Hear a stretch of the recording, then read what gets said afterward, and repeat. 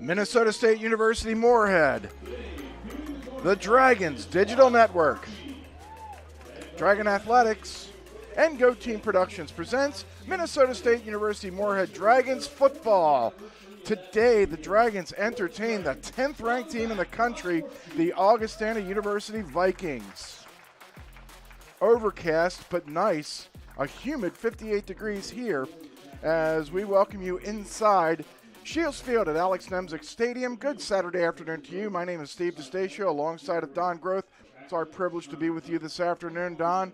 Sioux Falls was good. So are their neighbors, Augustana, the number 10 team in the country. Why are they so good? Because they run the ball, and they control the ball on both sides of the line of scrimmage. They are in control. Their quarterback situation, they wanted to tout Casey Bauman.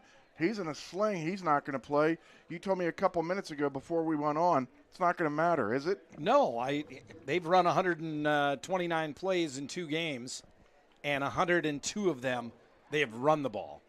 They've run the ball for over 200 yards a game. All right, well, let's check out some key ingredients to a Dragons victory. I'm guessing that's one of them.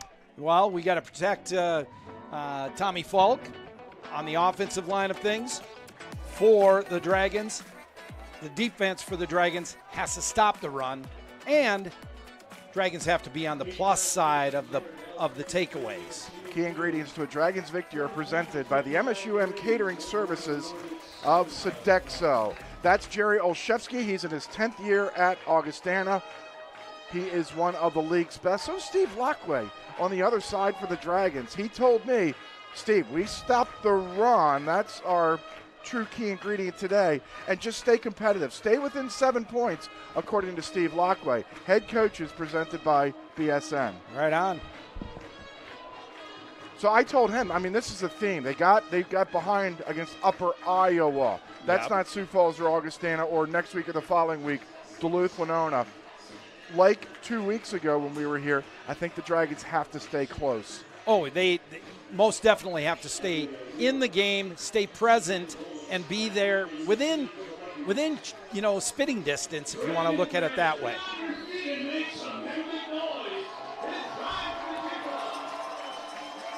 Isaiah Huber and Ethan Rollinger are deep. A 12 o'clock noon start, Don. I love it. A little wobbler, and that ball's going to go out of bounds. And a wrestling match takes place at the 37-yard line between 2 Vikings and 1 Dragon. Got to get the snot bubble going right away. Do it on the kickoff. Excellent. If you are a Dragon and you cannot get up with one of the best teams in the conference coming into your stadium, there's a problem. These boys got to be jacked up and ready to go. And this offensive line is no slouch, so the defense is going to have to find ways to make plays on the Dragon side of the defense. All right, from the 35-yard line, Vikings in their whites, the Dragons are in those gray uniforms with black and red trim, and they go to the ground first. It's Jared Epperson. Epperson loses his lid and still picks up 5 yards. Epperson is their leading ball carrier, averaging 5.7 yards per pop. He didn't lose his helmet. Jake Betcher did. He's a patient runner. He isn't going to blaze on the outside. There's your Augustana starters, presented by Brand Folk. This is 2nd and 5. So Thomas Skolton has thrown for 202 yards. That's it. These are not your aerial circus Augustana Vikings. Epperson again, right side. And he's going to move forward, pick up 7 yards, and that's a first down. That's what you told us Augustana is going to do. Yeah, they're going to play power football. They're going to go right off a tackle, stay within their means, and quarterback really doesn't have to do a whole lot except for make good exchanges. Dragon starters at the bottom of your screen, presented by Brandfolk. They will rotate a lot. Marcus Gully has had 2 solid games to start this season, including a sack and an interception. From the 46, Epperson, and James Eggert just blew that play up from the get-go.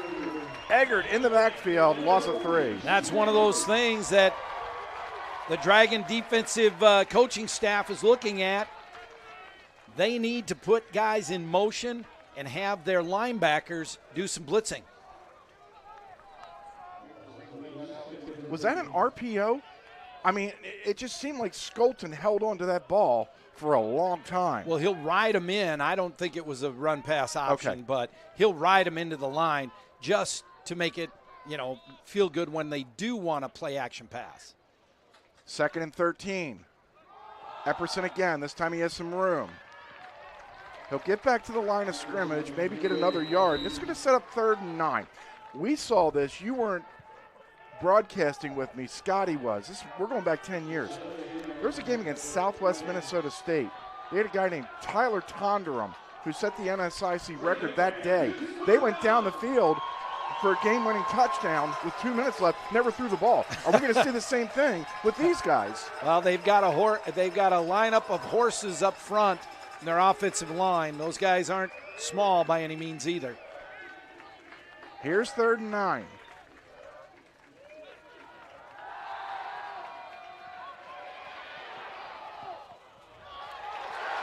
And that ball's intercepted. It was tipped by Josiah Boehm.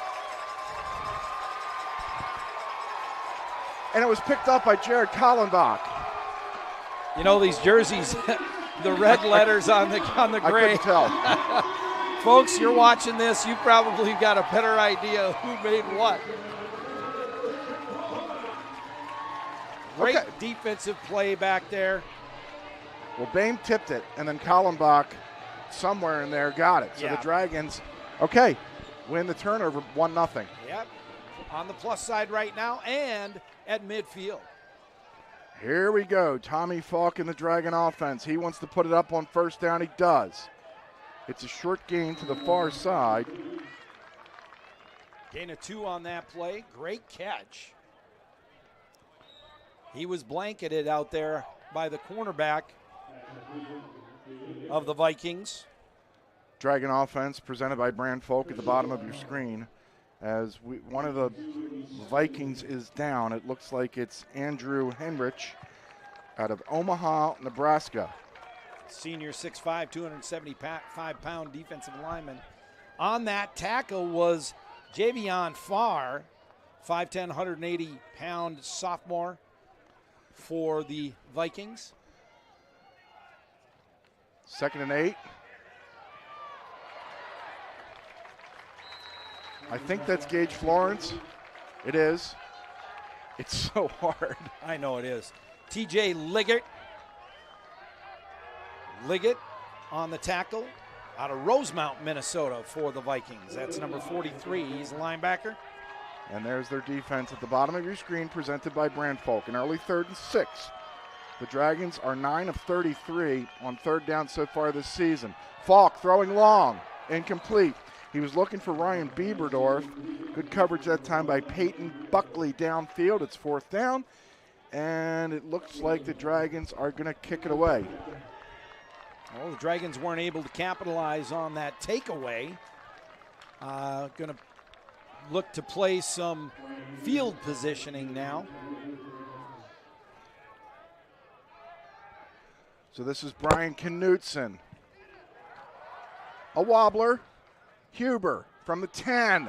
Has some room. 20. And then he gets blasted.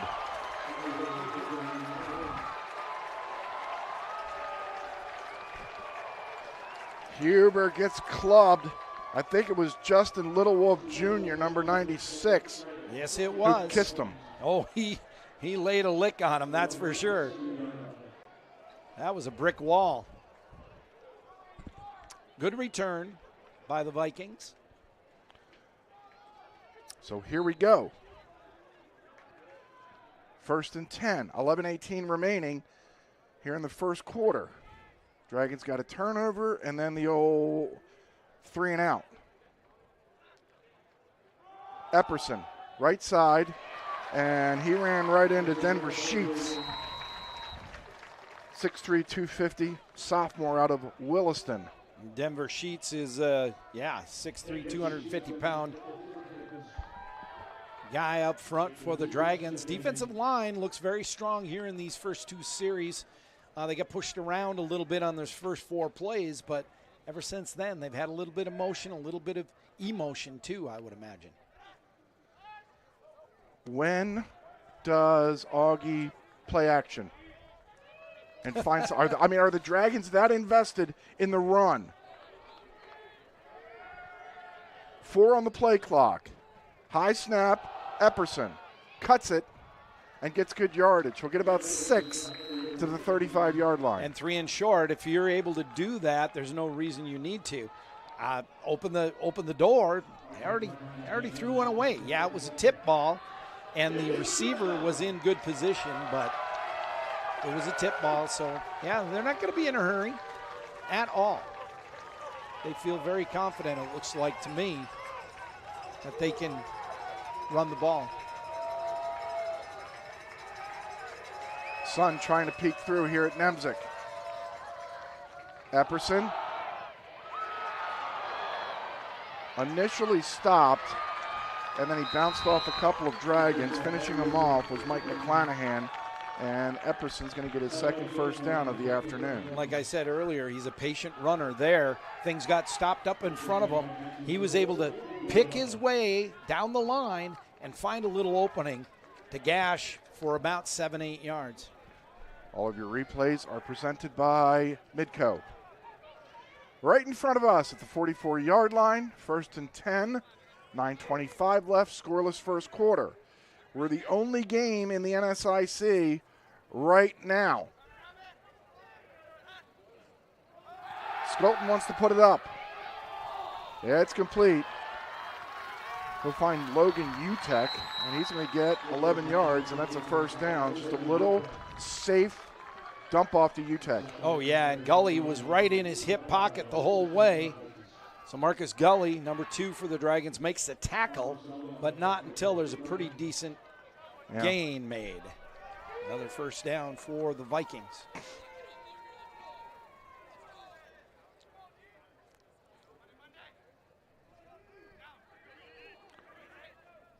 David Addo is in the backfield for the first time. He'll get the call right side.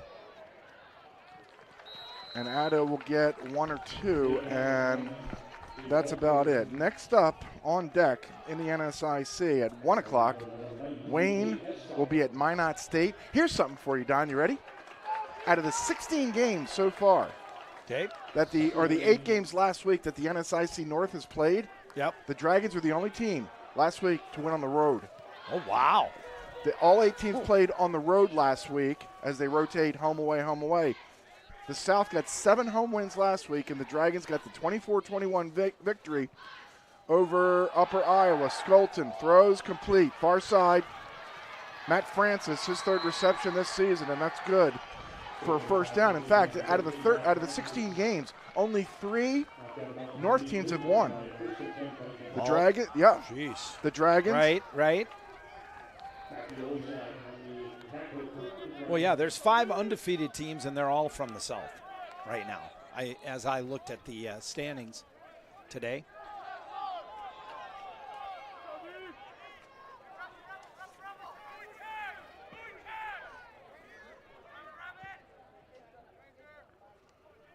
Pretty methodical drive by the Vikings. Addo, straight at the middle. He'll break a tackle and then pick up 2 or 3 yards.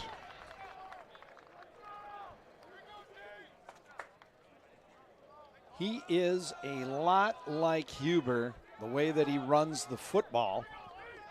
Check that. Sorry about that. Epperson, I meant. Very patient, looking for a gap, and then explodes through it.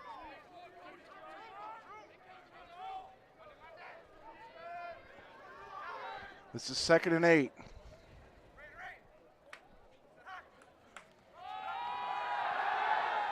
Throw over the middle, complete.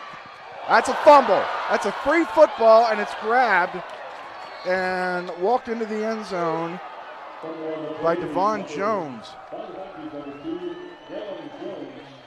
So the pass was complete to Michael Goodberry, right over the middle. He was open, and he got popped, fumbled, and then Jones into the end zone for a touchdown. Devon Jones did a curl up on the sideline, and if you watch it, he sees that ball, and he's Johnny on the spot to pick it up for the Vikings and advance it for a touchdown. Great play by the defense of the Dragons to jar that ball loose. But a fortuitous bounce for Jones to be able to pick it up. Extra point is good. 6:43 remaining here in the first quarter. It's Augustana 7, the Dragons nothing.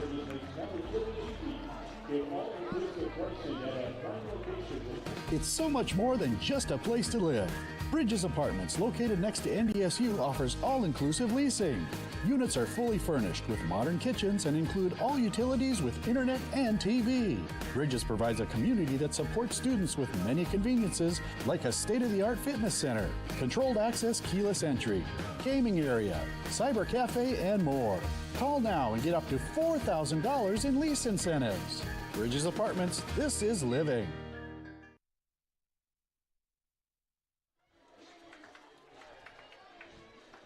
7-0 Augustana leads it here with 6:43 remaining in the first quarter. I think that's officially a 2-yard fumble recovery after an 8-play, 73-yard drive.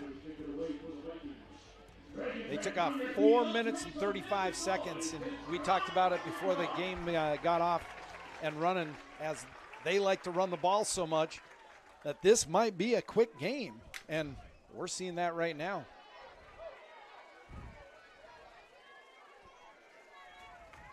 Caden Jastrom, the return across the 20-yard line. So the Dragons do fall behind 7-0. Like you said, a methodical drive where Augustana did exercise the passing game as well. Right, I think they tossed the ball up 4 times and completed 3 of them.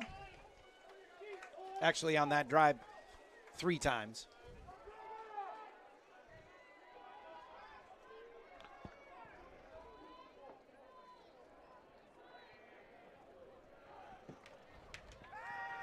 Falk throws, far side. Florence. Liggett on the tackle for the Vikings. You see their defensive speed. That's a long handoff. We know the Dragons can run that play successfully. The closing speed by the defensive players is amazing right now for the Vikings. Imdick out of the backfield. I think this is what Steve Lockway's resigned to, knowing that his offensive line has struggled. The running game hasn't been there. Move quick, and these little short passes. Try to pick up 2, 3, 4, 5 yards, a crack. Well, they got 3 that time by Imdick. Imdick did a nice job picking his way in for 3. Keep those linebackers honest. Dragons have to try to do that because those linebackers are flying all over the place. Falk complete, Imdick near side. He got nothing. Hayden Wallace on the stop. Kansas City, Missouri, Park Hill High School, 6'2", 222-pound sophomore for the Vikings. Like I said, those linebackers, they are aggressive and very, very quick.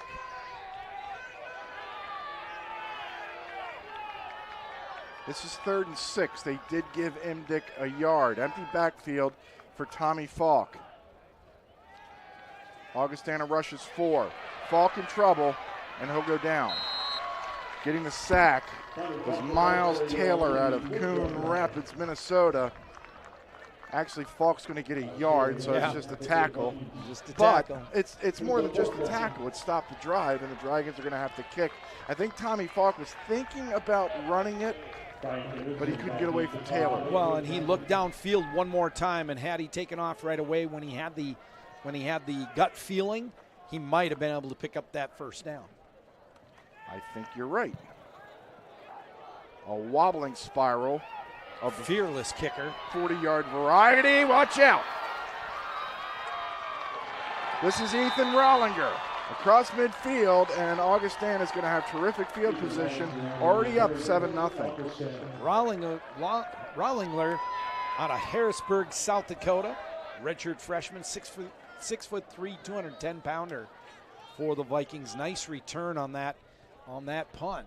Again, this game, the punter for the Dragons is fearless back there. Had a lot of pressure in front of him, and he still stands in there and gets a good kick.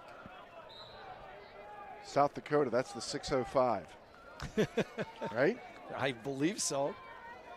Well, that's what I'm calling it. Addo in the backfield. 1st and 10. Sun out here in Moorhead.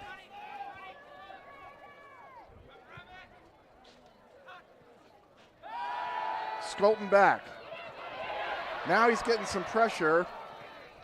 And he'll overthrow with somebody in the zip code. Yes, Goodberry, who caught it, fumbled it, and had one of his buddies run it in for a touchdown. And UTEC was on his way running a crossing pattern over there too. But, yeah, that ball was definitely, he was out of the pocket. He threw it out of bounds.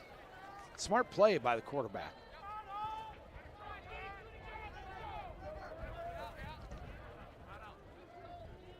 Second and 10 here at the 4:17 mark. This is Addo. Good tackle that time. Josiah Bain, our NSIC MSUM player to watch. Bain went down, cut him down at the knees, and Addo got nothing. Watch it again. This is how you do it. Wrap him up and throw him down. Exactly. Bain was also on the move. If you saw at the beginning of that play, he was trying to pick a read out on that, and he did and found the right gap, so he was able to get there kind of untouched. Great play by Josiah. This is 3rd and 10. In motion goes Logan Utek. On the blitz again. Dragons bring pressure, and that's out of bounds. Utek ran a mile, could not drag 1 foot, and are they going to stay on the field? Bringing up 4th and 10. Oh, here comes the punting unit. Okay. That's a good stop right there. That's excellent. 3 and out. Excellent. That's Excellent. 3 and out. Yes. Yep. After that really good return that they had, back to punt. Drew Juergens, 6'8", 250-pounder out of Brandon, South Dakota. He's a senior. This is your Midwest Moving Company punt, and it's a good one. Well, yeah, inside the 20. didn't exactly hit the coffin corner. But he bounced it out of bounds at the 17. All right, 28-yard punt. Yeah, no return. No opportunity to give up any extra yards. So Dragons have to put their offense together here and make some positive yardage. So 2 weeks ago, Don, just to go back to that point where the Dragons won last week, the only team in the North to win. Yep. Northern beat Upper Iowa in Aberdeen. Duluth beat Southwest in Duluth. Those are the 3 wins. Wow. By the North.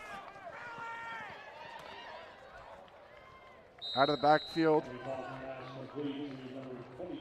That's Imdick. He'll pick up 2.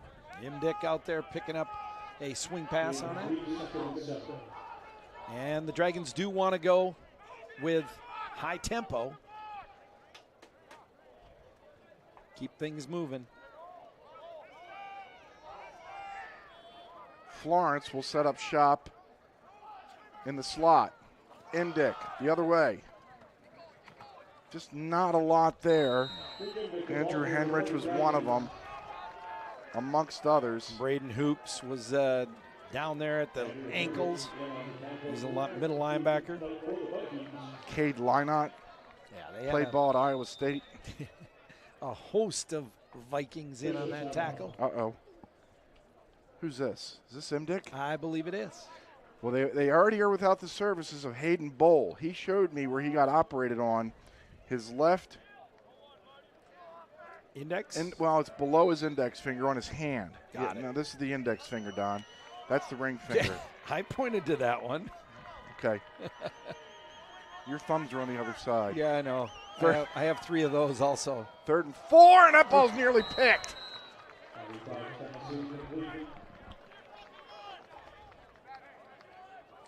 That ball was thrown behind Jordan Marty, and this is another kind of term that Steve Lockway said the Dragons have to avoid. That's 3 and out, and that's 2 in a row.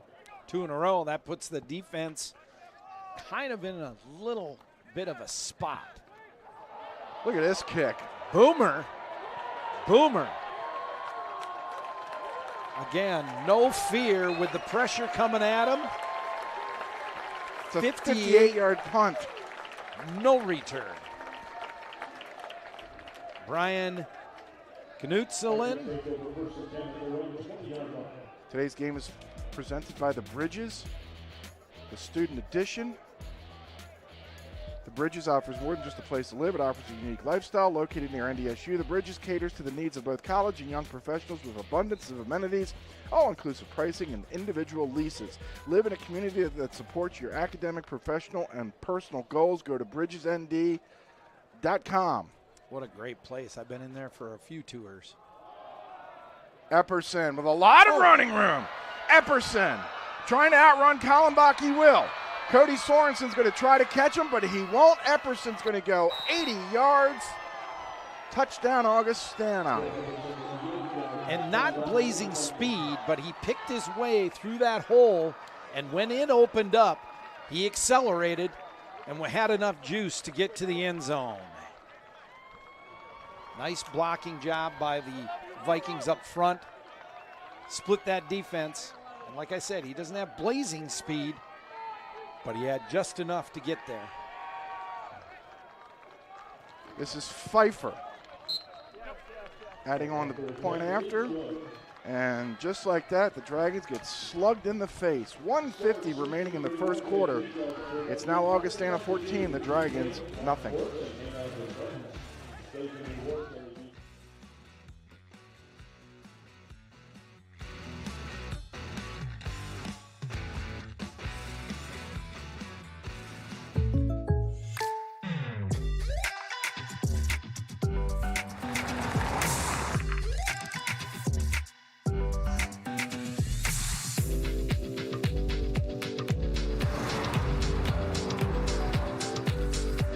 For your surprisingly great rates, contact your local State Farm agent today.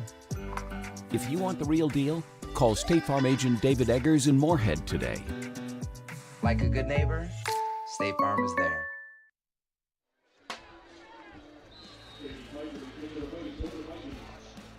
One play, 80 yards. 1 minute, 18 seconds. Scoring drive presented by Affinity Plus. 118, huh? Here comes Caden Jastrom again. Jastrom going to try to give this Dragons some spark, down 14-0. Excellent job by Caden Jastrom. Hard runner. Finds his gap and is able to explode through it. All right, Don, you got to reload here. You're Steve Lockway. What is he telling his squad right about now? Well, I think they need to run high tempo, quick passes like they were completing, but they just have to make everything happen right here. Minute 41 left in the first. It's don't look back. Let's look forward and get some positive things done. You remember the butt fumble? Yeah, that Mark Sanchez. That almost looked like it. Yeah. I think Tyson Powell ran into his left tackle. He'll lose a yard or two. It's 2nd and 12.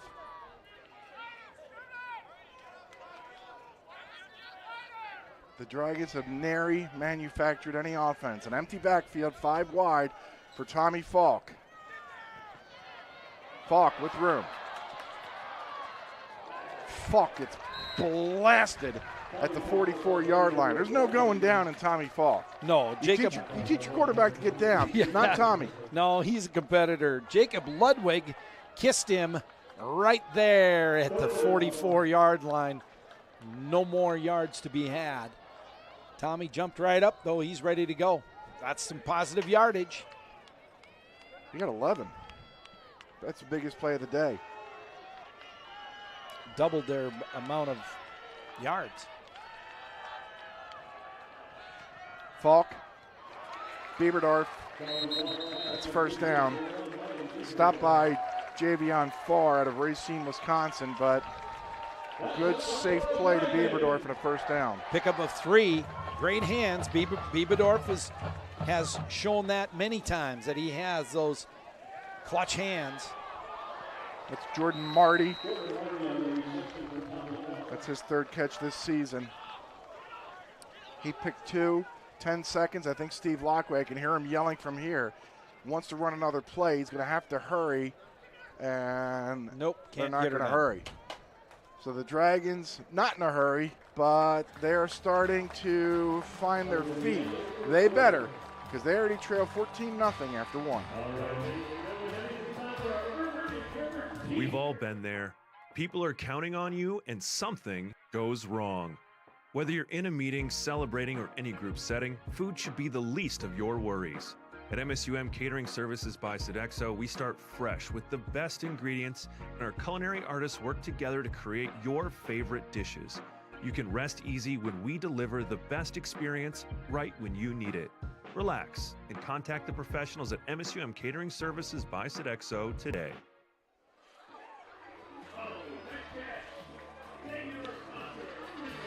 $14-0. There are your standings again. The Dragons, Minnesota Duluth, and Northern State, the only teams in the North to win. Augie, Mankato, Sioux Falls, Wayne State, Winona State, all at 2-0. Look at Bemidji, 0-2. Mary, supposed to be improved. Still winless. Upper Iowa, the only winless team in the South. There's Jerry Olszewski in his 10th season at Augustana, 63-44. They were the South co-champions in 2015 and last year. And they were the NSIC co-champions last year with Bemidji and Duluth. Jerry Olszewski spent time at St. Olaf as the head football coach in the MIAC on his track up to Augustana. And their defensive coordinator, Mark Sipple, spent 6 years at St. Cloud State. They do not play football at St. Cloud State anymore. 3rd and 8. As nothing looked right since this quarter began, an incomplete pass, and now Steve Lockway timeout. So let's tiptoe away real quick, 14-0, Augustana.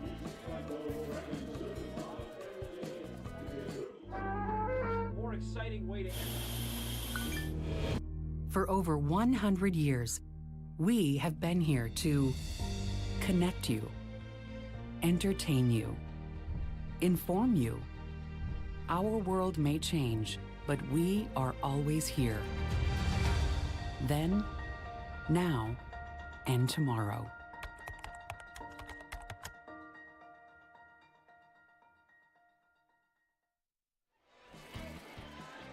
Use promo code DRAGONS35 at any Fargo Moorhead Papa John's for 35% off your order. Papa John's is the official pizza of the MSU Moorhead Dragons. That ball is tipped.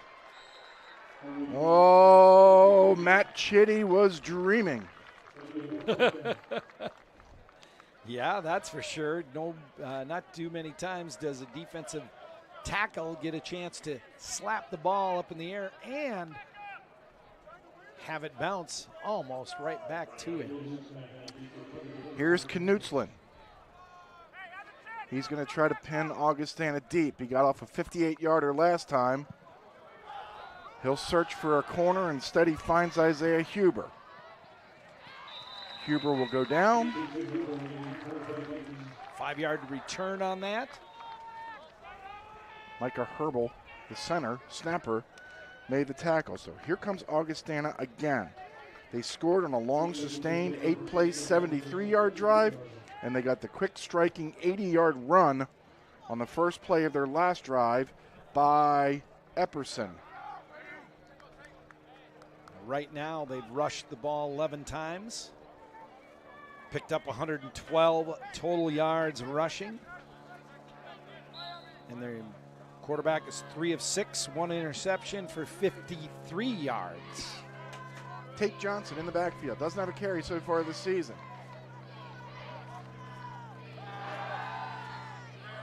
They set up the screen to him. Johnson escapes 1 and 2 tackles, and he'll finally be spun down by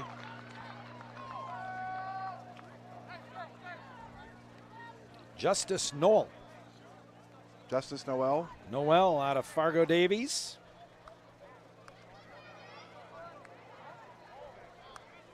.6'4", 250-pound sophomore. So this will be a 1st and 10.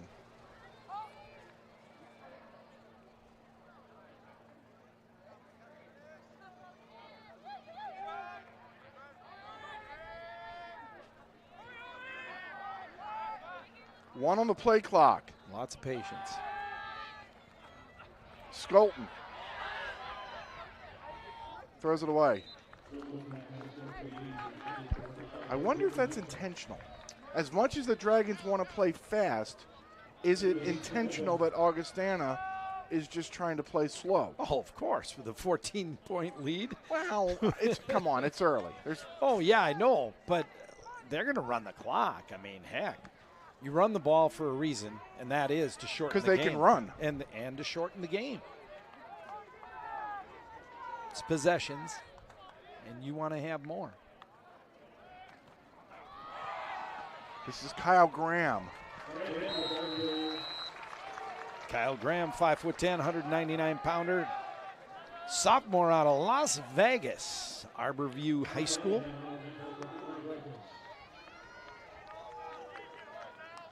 Eggert was one of the Dragons in on the tackle. This is 3rd and 8.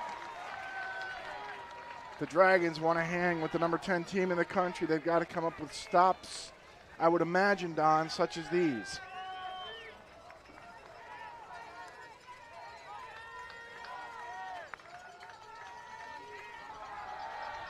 Skolton back, steps up, and boy, is that close to a 1st down. Really close. I'm guessing a half-yard short. Bain made the tackle. Yeah, just because it happened right here on the sideline in front of us. Got a pretty good bird's eye view that it's about a half-yard short, and that's what they're going to mark it at. Nice pass and catch. The receiver almost squirmed his way past the 1st down marker. And Dragons need a big stop right here. That was Logan Utek.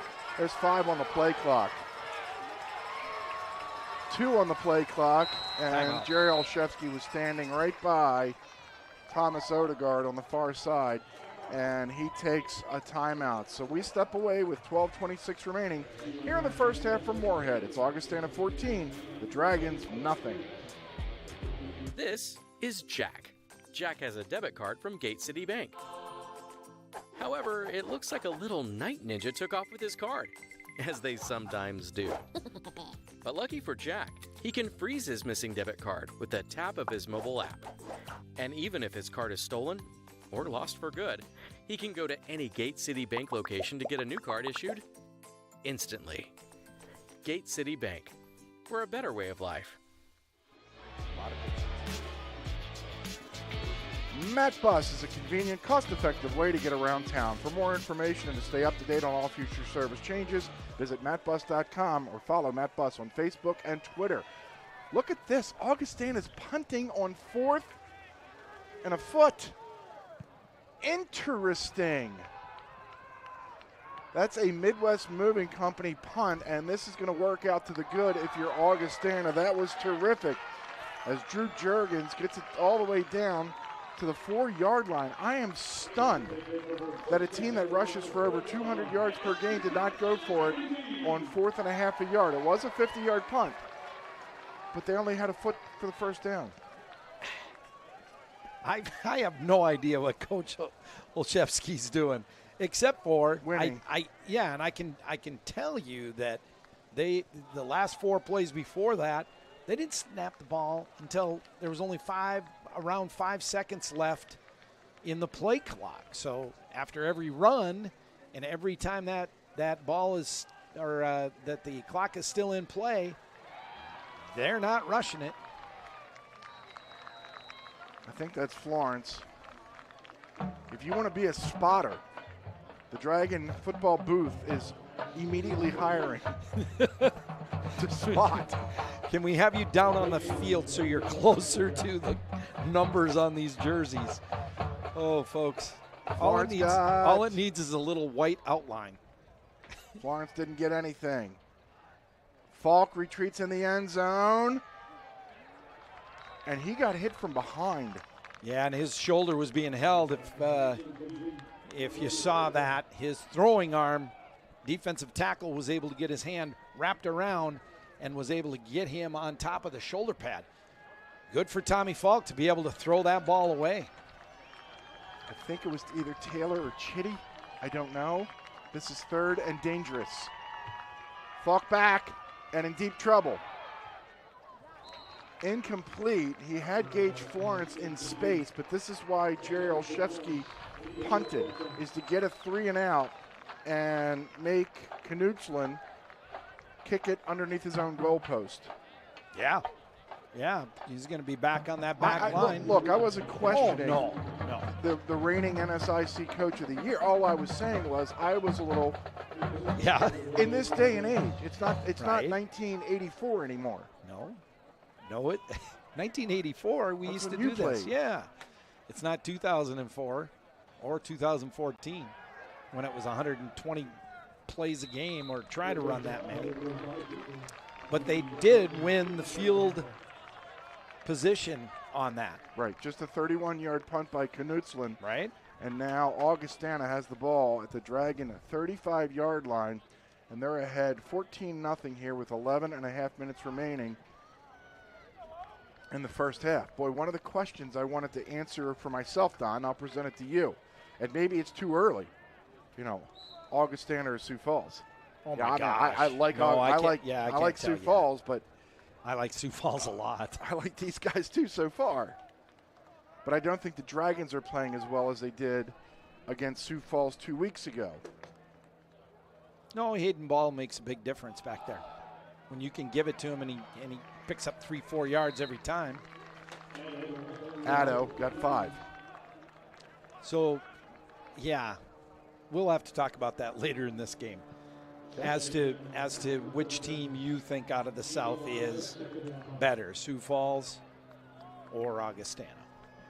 And they're not the only two. Oh, I know. There's 3 others down there that are undefeated already.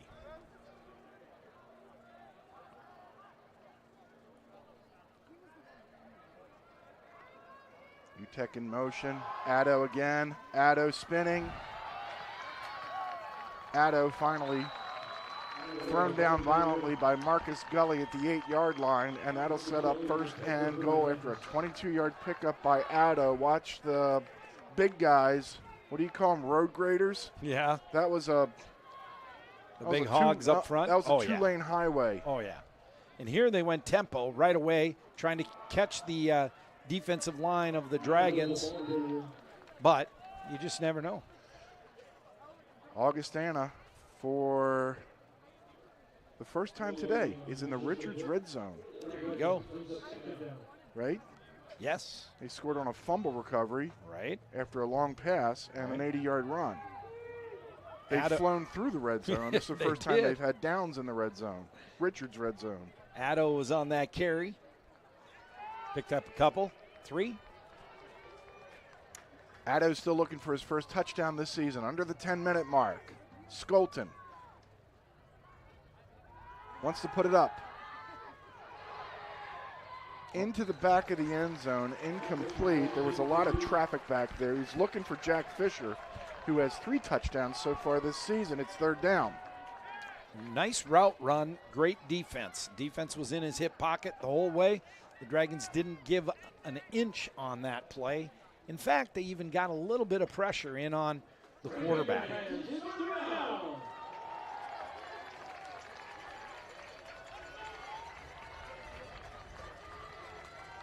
Addo in the backfield on 3rd and goal from the 7-yard line.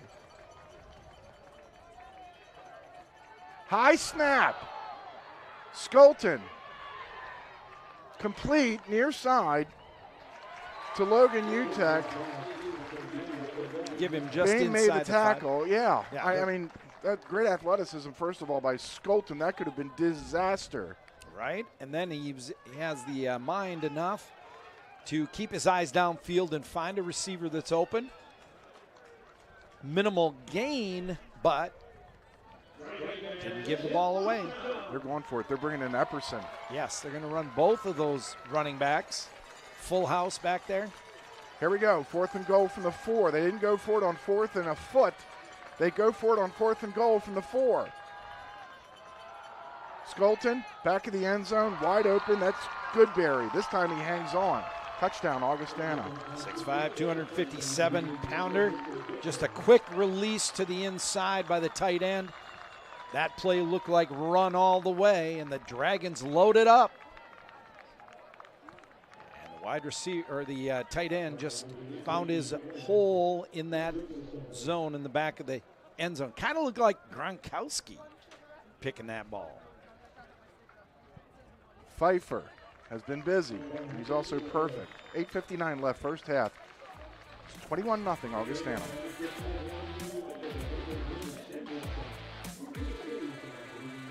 Before I became a real boy, life was easy. I didn't have to do anything. I just sat there doing sandwich stuff. But man, being alive is so hard. So if you don't want to get up out of bed to get a sandwich, you shouldn't have to. The sheer effort it takes just for basic life functions like breathing has earned you the right to have someone bring that sandwich to you. Your struggle is not lost on us. Have a sandwich, you hero.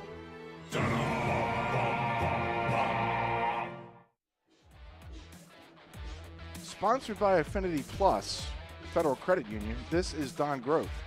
This scoring drive for the Augustana Vikings. A methodical 6-play, 35-yard, 2-minute and 29-second with that quick pass to Goodberry for 6. Scoring drive. Oh, what a play that time. Braden Hoops. Hoops did a wind sprint all the way downfield, and then right before he nailed Jastrom, just set his shoulders up and wrapped him up and threw him down. Just right on. One of those little plays that makes this team so good. They play hard every down, and defensively, now it's no secret that their defense hasn't been on the field that much. So when they're out there, they're able to have fresh legs and make plays. Falk near side. It's Landon Lundquist. He'll get stopped. Check that. It's Connor Broughton. That's his first college catch. 81, not 11. Stopped by Seth Baker, number 29. Plays a rover out of Apple Valley, California. 6 foot, 205-pounder. Falk with time. It's amazing what the guy can do with time. Gage Florence. Stopped by Seth Baker all the way up to the 43-yard line. That's 25 yards, and that's what Tommy Falk gives you when he's got time. And that pitch and catch, Tommy's got laser beam on that, and Florence does a great job of catching that ball and then running with it. Great defense, too. That's Bieberdorf, and now the Dragons are on the march. Across midfield all the way down to the 36-yard line. Little blown coverage on that by the Vikings as their cornerback took a chance. He went for the ball. Didn't get it. 46 yards on the last 2 plays. They had 41. Coming into this drive, and he's going to get sacked. Grayson Diepenbach ran him down from behind, and it's a loss of 9. Probably ready to rope and ride there. He's out of Texas, Parker, Texas. He went to Plano East High School. Grayson Diepenbach. 2nd and 19 for Falk. Pressured, in a lot of trouble, and throws the ball away as he was getting pressured by Ben Kemp, And Diepenbach. senior. Yeah. Out of Sibley High School down in the cities. That's good football down there. Oh, boy. Tough in that South St. Paul area. South side. They're all tough guys down there. Why? What's that? Wait a minute. I thought I saw a Dragon over on the far side. There was one that was just by the 50-yard line, yes. So I didn't think it was intentional grounding. I was specifically looking. Here it is. Just see if you see something gray. Well, there is. Okay, hold on. Right there. Okay. Right there. What's wrong with that? He's right there. He's right there on the 50. And they called the grounding. No. It went over his head 10 yards. Don, they called grounding is what I'm saying. Yeah, I know. You can't do that. Intentional grounding. There was a guy there. I'm confused. 4th down. 4th in a year. I mean, mile. Sorry. Sibley High School. Going back to that. That side of St. Paul or down south on that end. Yeah, really tough kids down there. They play a great brand of football. In fact, I believe the Dragons in years past have had multiple players from down in Simley and Sibley High School. That knuckleball takes a terrific hop.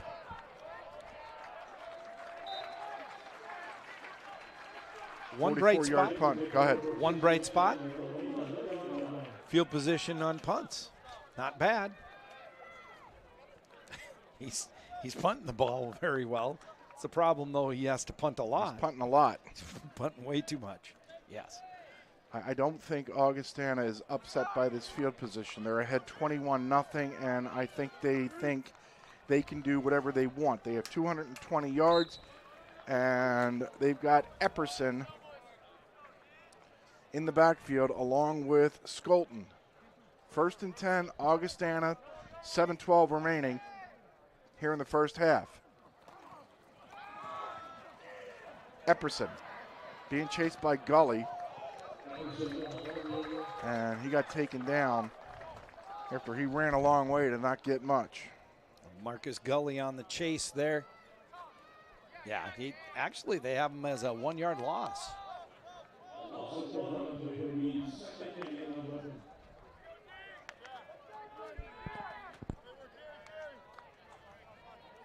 Dragon defense has been on the field a lot today already. So this is 2nd and 11. Epperson reverses field, and Boehm takes him down after a gain of 5. So, Don, I got clarification. My old broadcast partner, in between you, okay, Mike Larson, who called games with me very well, I might add, between 2006 and 2009, okay, said on that intentional grounding, remember he's an official, okay, yes, there was a Dragon in the neighborhood. That's what I was arguing. Yeah. But the ball didn't get back to the line of scrimmage. Oh. That's what he's saying. There you go. There you go. So Travis Martin, good call. We know that officials are people too. Yep. Thank you, Mike. 3rd and 6.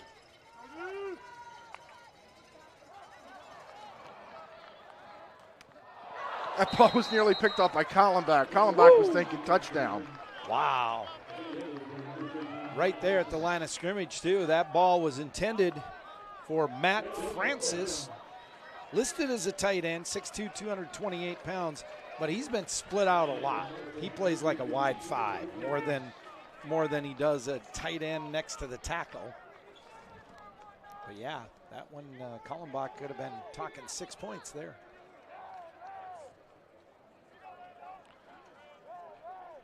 Juergens for his 3rd punt. End over ender, fair catch called, 41-yard punt. Dragons got the ball. Okay, 5:44 left, first half. You can't score 21 on one play the last time I read the NCAA rulebook. They need a drive. They do. And I think this needs to end up points. with points. Not 3 either. No, you prefer 6, but I mean if it all comes down to it and you can't punch it in, you got to take 3. You know? Well, you take what you can get. How about that? It is still the first half. Yeah, but you can't always get what you want. There's a song has that lyrics. 5:44 remaining in the first half. Falk back. Across the middle, this is complete. Getting smushed, but making the play is Jordan Marty right to midfield. That's a 7-yard pickup, and it's 2nd and 3. Protection held up. Yep. He makes a completion. You know what? No protection, and he was just eaten for lunch by Will Davis and Jet Lamb. Jet Lamb is out of Sully Buttes, South Dakota. Out goes Marty, in comes Bieberdorf. This is 3rd and 3, right from midfield with 5:21 remaining here in the first half. Falk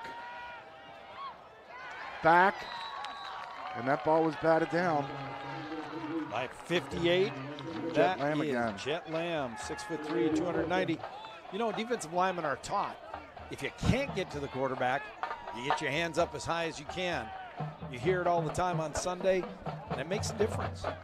These defensive linemen are well coached, as are the Dragon defensive linemen. They do the same thing, get those hands up in that passing lane.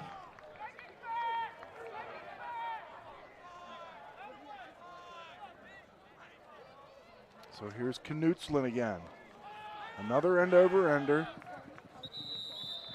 Huber makes the catch, 33-yard punt. Another 3 and out, and Augustana gets the ball back with 5:10 left here in the first half.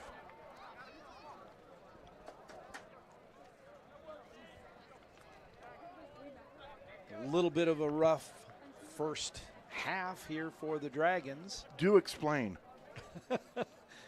Haven't been able to run the ball, haven't been able to pass the ball. Haven't been able to stop Augustana. That's rough. The rough. That's rough.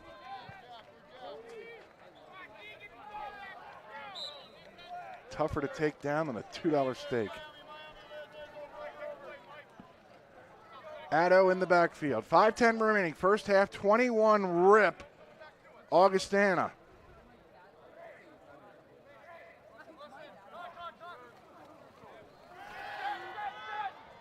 Devon Jones. Hogtied by Sorensen after a 5-yard pickup.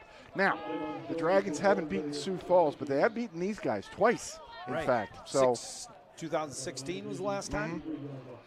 In a kind of a shootout, but down there. Yeah. One down there, one up here. But a really good game. And they came close back in the days where you didn't expect the Dragons to be, shall we say, more competitive, when they had Trey Hyde, who was one of the NSIC's all-time best.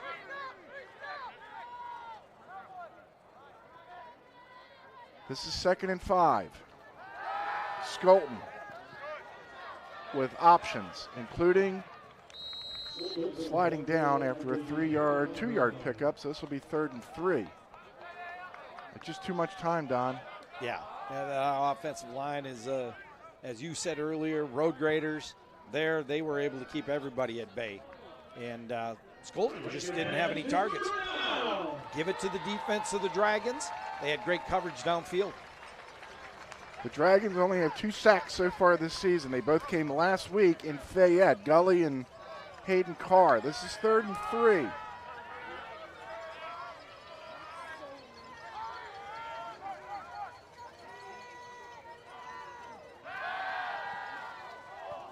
Skolton over the middle, wide open. Still running with the ball. I believe that's Jack Fisher, and it is. And he gets all the way up to the 46-yard line. That's 22 yards. That's something the Dragons could not execute against Sioux Falls, was getting out on 3rd down. Right, and that's been kind of a nemesis in this game also. So, yeah, Jack Fisher, wide receiver, 6'2", 198, sophomore out of Rochester Century High School. On that catch.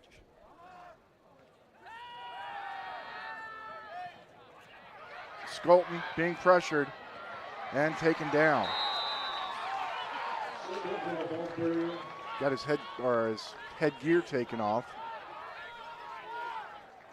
As Denver Sheets pestered him and ran him down, and now does he have to come out, or did his helmet come off at the end? I thought he took it off. Yeah, he's got to come out. He took it off, and then on that play, Denver Sheets gets the tackle, and also Marcus Gully's coming up to help, and he ends up getting a knee from Denver Sheets right in the shoulder and side of the head. So he had to come off for a play. So Connor Neal is in at quarterback. He's yet to throw or run this season. I would be shocked if this wasn't a run. It's a pass. And made it into a run. He'll lose 3. Eggert in alongside Abe Hestallin. So this will be 3rd and long as Skolton comes back in.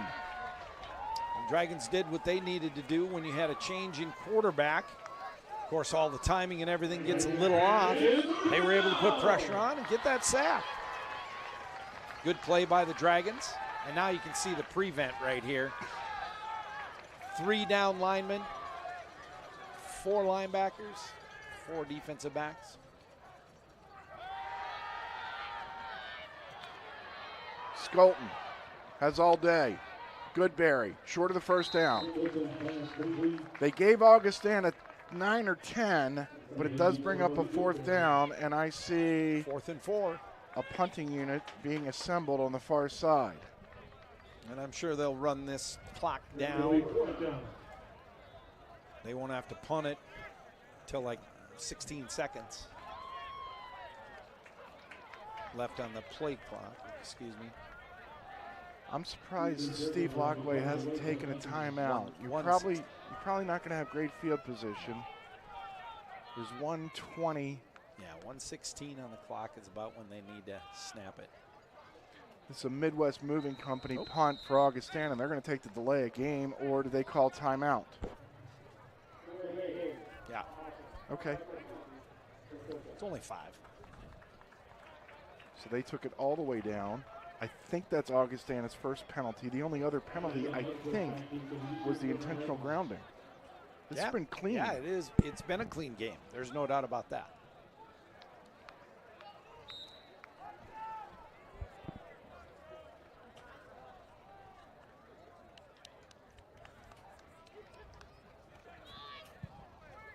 Good punt. High, spiraling kick.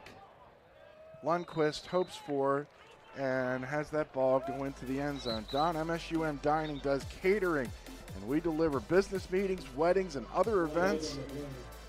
We'll work with you to create a menu that fits your taste, budget. That's a big menu for you. Yeah. And style. Visit MSUM Catering website, MSUM's catering website to create your menu today. What is your menu? What's your go-to? You a steak and potato guy? I'm a prime rib or a steak. Yeah, Okay. I'm a beef guy. Okay. I'm definitely beef. I eat a lot of chicken. The family, my wife really likes chicken, so we eat a lot of chicken at home and a lot of turkey. Okay. But if I get to choose, I'll put some red meat on the smoker, on the grill, for sure. Okay. 1:07 left here in the first half. The Dragons have 2 timeouts left. They're going to run it. Or maybe Steve Lockway is interested in getting to the locker room. I don't. 55 on the tackle, Joel DeHigh out of Sioux Falls Christian High School.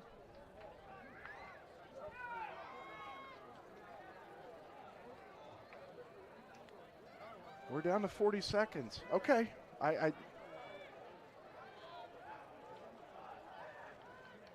Falk pumping, throwing, completing. Florence. And got out of bounds. And there's a flag down.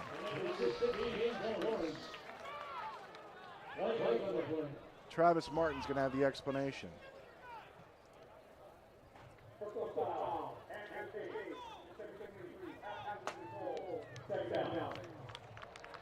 Tyler Martin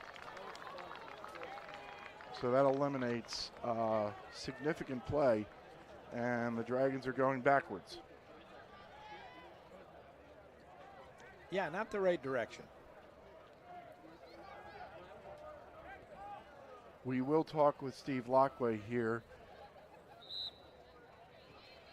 at the end of the first half, which has 30 seconds remaining in it. This is a 2nd and 21.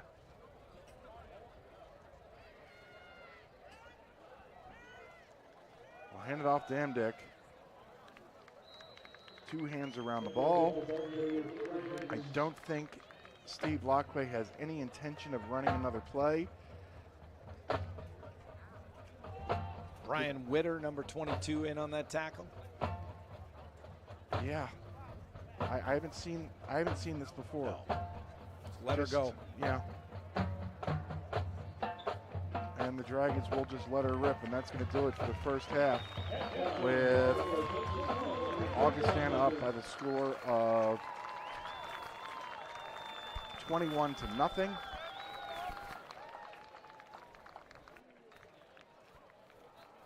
Here comes Steve Lockway. He's being handed headphones by John Webking. And Coach, you with us? We're with you. Yeah, where did this go? Where did this go south from the get-go, in your opinion? Well, I think offensively we got to get a little bit of life. Too many 3 and outs, so it's pretty tough to generate momentum. And then we kind of keep shooting ourselves in the foot with some plays there. I think defensively, we're hanging in there. They've got us on a couple good ones, but I think overall, obviously we got to be better here in the second half. What's the message at halftime? Hey, you know what? Regroup, right? Regroup, refocus. We knew it wasn't going to be easy. The game's not won in the first quarter or the second quarter. We got a 4-quarter game, so we got the ball to start the half. Got to get something going with this, generate some momentum. Thanks for your time. Halftime here at Nemzik, or Shields Field at Alex Nemzik Stadium, with Augustana leading 21-0.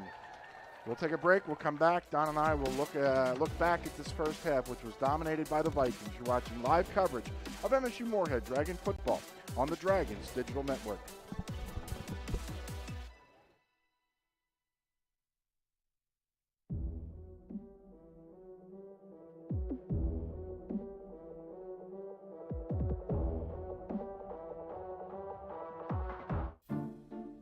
One new place for 2 people. Plus 2 distinct styles, plus 2 of everything, plus 1 budget divided by 2. Life math is complicated. Financial experts make it easier. Affinity Plus.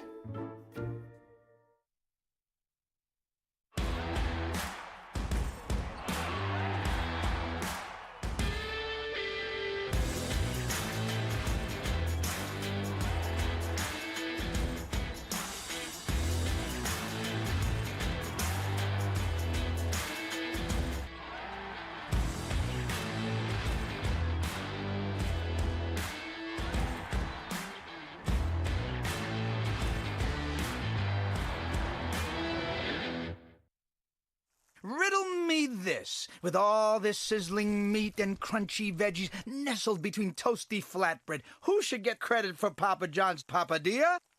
The person who invented pizza or the person who invented folding? Well, whoever it is, a tip of the tongue hat to you, sir or madam. Papa John's papadillas for just $6 each. Better ingredients, better pizza, better than a sandwich. Papa John's. It's time to focus on you, a healthier you. It's time to get back to better health.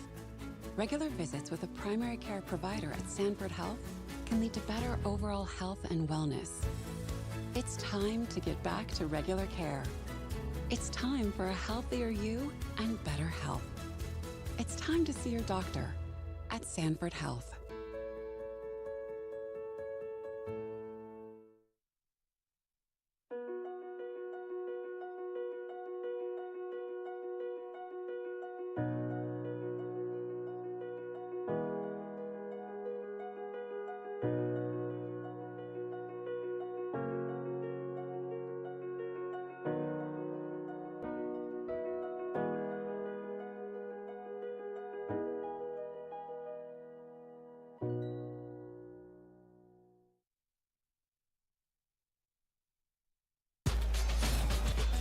With 26 flavors, got a sauce for every squad.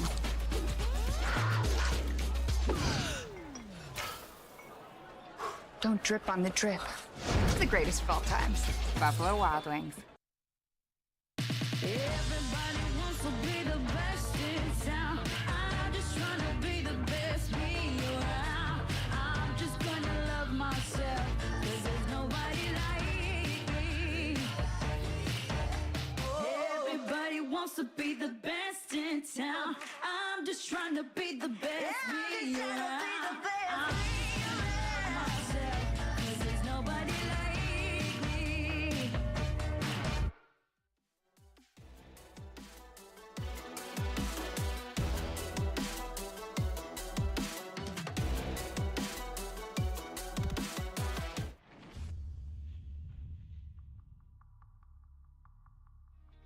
The Go team, we like to call ourselves the champions of Dragon Pride. And what that means is that we want to be champions of the brand of MSUM Dragons. The clothes we wear and the comments that we make and just being positive and excited about being Dragons.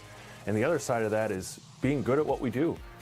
We have a lot of opportunities to win awards, and we've won 13 national awards in the last 5 years. And so we want to be the best representations of our brand and champions in everything that we do, and helping our other Dragon teams become champions in what they're trying to do. It's an internship that's going to be different from anything else I think you're going to find, because we really strategically try to find the strengths of the individual and craft the role around those. So it's not just a cookie cutter, you're going to be doing this, you're going to be doing that. You really get to make the experience whatever you want it to be. And we're firm believers, and you get what you put into anything. And so the harder you work, the better the experience is going to be. And if it's surrounded around your strengths, you're actually going to enjoy it too. I'm Erin Lemaire. I am a production assistant and assistant student director at the Go team. I joined the Go team because it was a good chance to get experience in filmmaking in a more live production setting. I like a lot of different aspects of being on the Go team. I like running the cameras and doing all sorts of the stuff with like the broadcasting, but I also like switching, pushing the buttons and doing replay, so all sorts of things. My name's Laurel Hoseth. I take pictures for the Go team during athletic events. I've always kind of liked sports, and I love photography, so I thought this would be a good fit since I know how sports work, and I kind of am learning about my camera, and so I decided to get more experience. I feel really proud that your work is being used and it's actually appreciated. I am Brent Keel. I am the audio video editor and production assistant with the Go team. I joined the Go team to put something on my resume that was beyond just I showed up to a class, and something to show employers that I have some real world experience. My name is Macy Miller. For the Go team, I'm a promotions coordinator. So I get to handle all of the in-game promotions. Pretty much they give me a mic and I get to make everybody excited to be here. So that includes like running games, throwing out t-shirts. I get to smile a lot, so I really like that. If somebody was thinking about joining the Go team, I would tell them to definitely just try it out. At least for a game or two, just to see if they like it. These people that you'll be working with have a lot of pull in your career, and they also give you a lot of experience that you'll need in order to start a career. There's a lot of real experience you can get that doesn't just apply to just sports. Producing it, in all honesty, is a really cool opportunity that we allow our students to have. And just getting involved on campus is a great way to meet people, network, and just have a good time. It's really easy to join the Go team. All you have to do is go to msumdragons.com/Go team and fill out the application. It's just your name, phone number, email, and just send us your resume. We'll bring you in for an interview, get to know you a little bit, and see if you're the right fit culturally for what we're trying to do here. But go to msumdragons.com/Go team to apply today.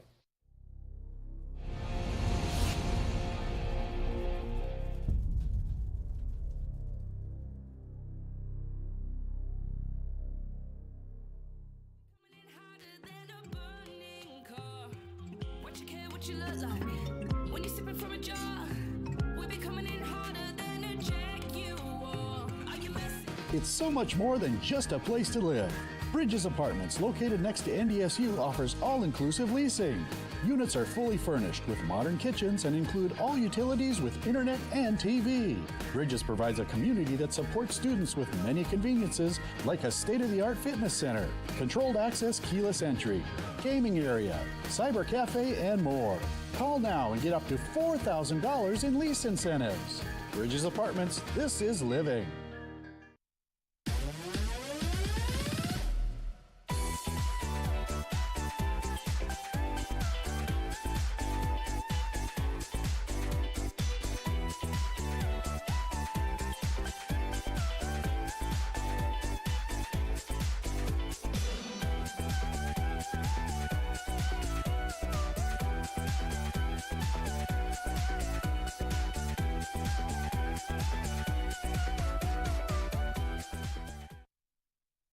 Dragon Swim School is proud to offer year-round swimming and diving lessons with the lowest student-to-instructor ratio around. Lessons are available for all levels, including parent-child sessions and preschool. Help your child learn to love the water in a safe and caring environment with us at Dragon Swim School. Visit msumdragons.com/swim for more information. That's msumdragons.com/swim. The NSIC Student Athletes pledge to treat everyone with respect and dignity. Respect and dignity. We will not tolerate discrimination of any kind. We will stand up And speak out. And speak out. To create an inclusive environment for all. We see the need for improvement. And we will use our platform to be influencers of change. Influencers of change. Together we can foster a culture of kindness, and respect for all. We invite you to support our effort.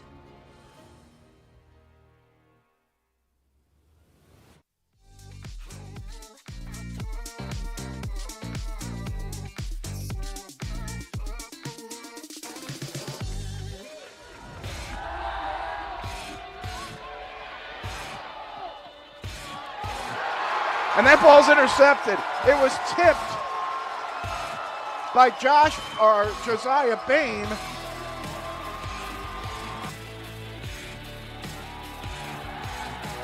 Throw over the middle, complete. That's a fumble. That's a free football, and it's grabbed and walked into the end zone by Devon Jones.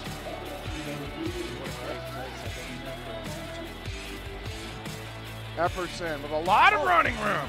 Epperson trying to outrun Kallenbach, he will. Cody Sorensen's going to try to catch him, but he won't. Epperson's going to go 80 yards. Touchdown, Augustana. Goal for the 4.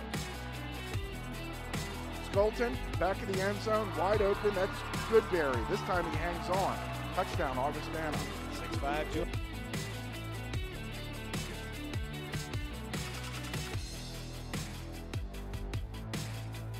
It's so much more than just a place to live.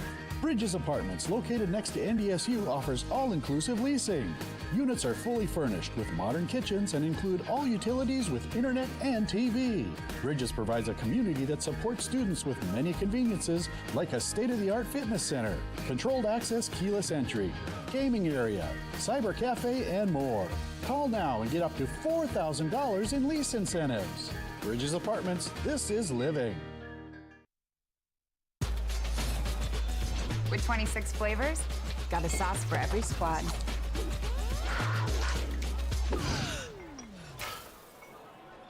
Don't drip on the drip. The greatest of all times. Buffalo Wild Wings. Everybody wants to be the best in town. I'm just trying to be the best me around. I'm just gonna love myself, 'cause there's nobody like me. Everybody wants to be the best in town. I'm just trying to be the best me around. I'm myself, 'cause there's nobody like me.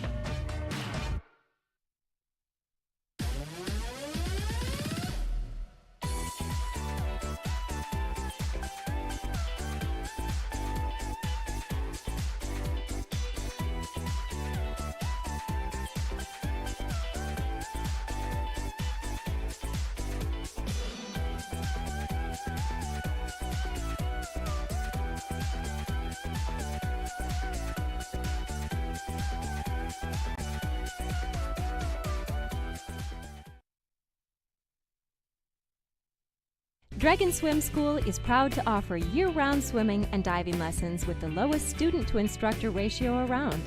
Lessons are available for all levels, including parent-child sessions and preschool.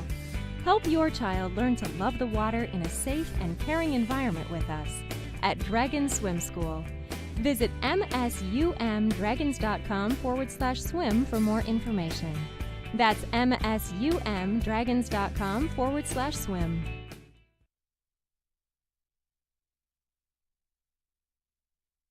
We've all been there. People are counting on you and something goes wrong. Whether you're in a meeting, celebrating, or any group setting, food should be the least of your worries. At MSUM Catering Services by Sodexo, we start fresh with the best ingredients, and our culinary artists work together to create your favorite dishes. You can rest easy when we deliver the best experience right when you need it. Relax and contact the professionals at MSUM Catering Services by Sodexo today.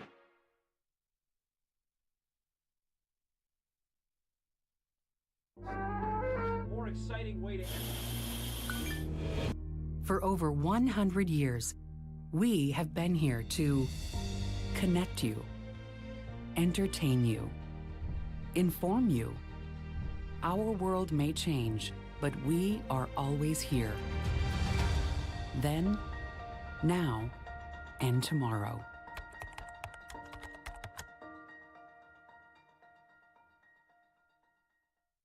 This is Jack.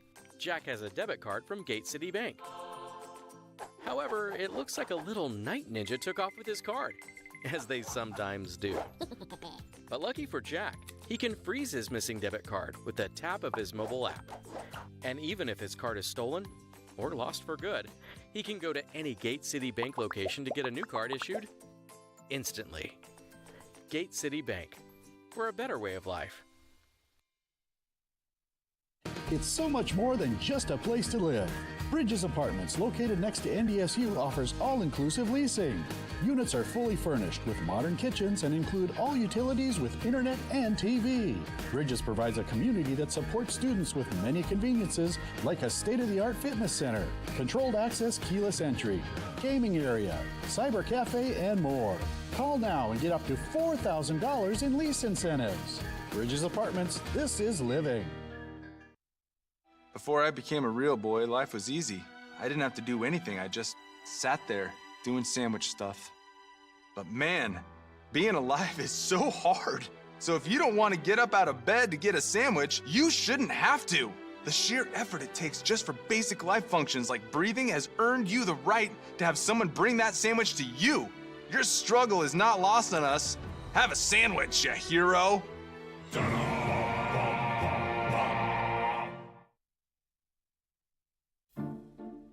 One new place for two people, plus two distinct styles, plus two of everything, plus one budget divided by two. Life math is complicated.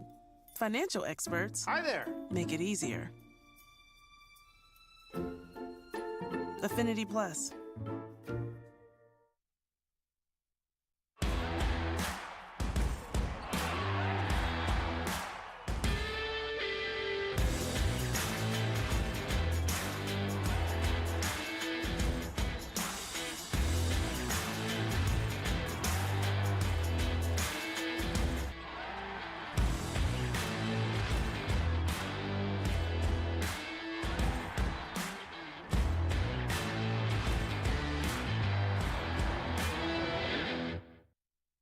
Riddle me this. With all this sizzling meat and crunchy veggies nestled between toasty flatbread, who should get credit for Papa John's papadilla?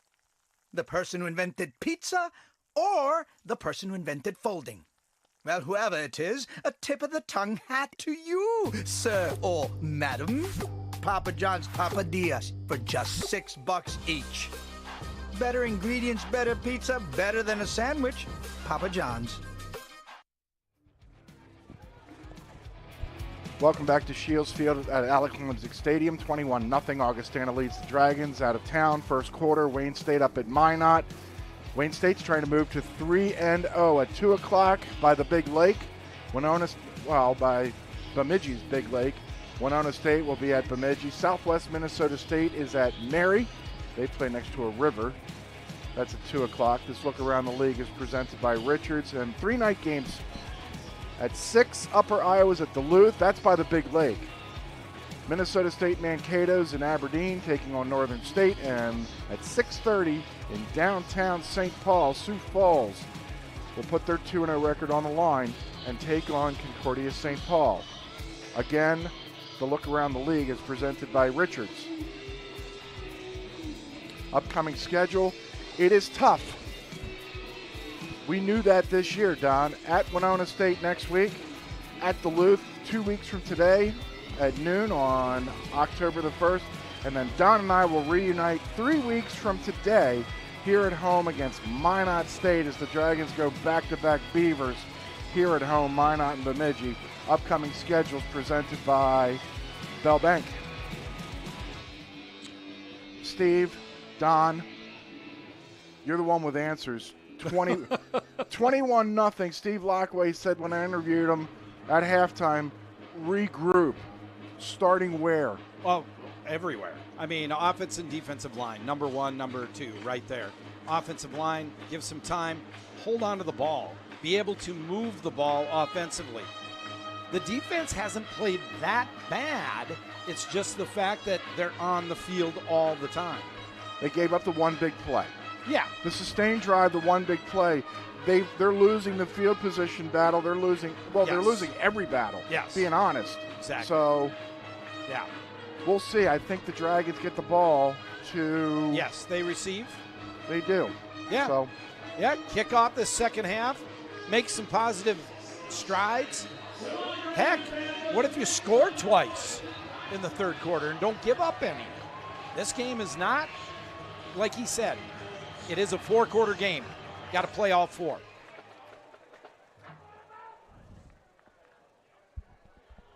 That ball goes out of bounds. Okay. They start off with a break.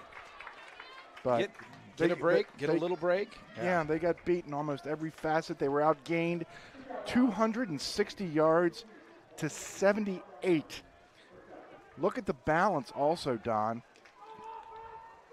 They ran the ball 20 times, did Augustana, for 146 yards through the air. The Skolton, 10 of 16, 114 yards. And the Dragons got there's the stats up on the board now.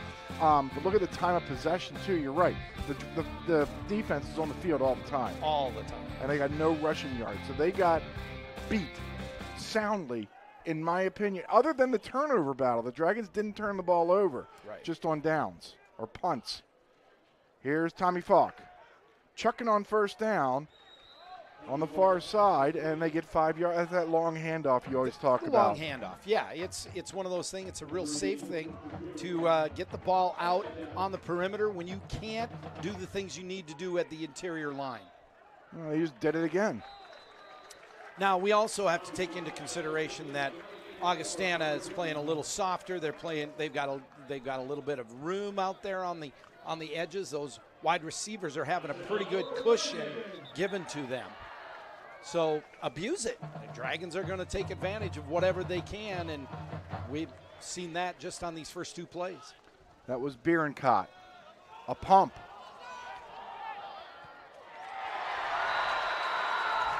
Well, they're going to say that ball's out of bounds. Fans can cheer all they want, but Bierencott was out of bounds. But I like the play call. Just another pump. A pump to that fake handoff, if you will, and then they try to go up top. Yeah, and what a great target Carter is. Big kid, boxes out well. Dick lost 5. Right there was T.J. Liggett, the middle linebacker out of Rosemount, Minnesota. Liggett, the leading tackler for Augustana coming into this game. As you can watch this, Liggett just measured him up. Florence wasn't able to block him, right? You can't block while the ball's in the air. Both the linebackers, and I said that in the first half, Liggett and also Wallace have some really great speed. They get up and down very quick. That ball was caught by Florence. for 11, but it's 4th and 4. Do you roll dice at this point? Let's go. Let's go. I think they're going. Sure looks like it to me.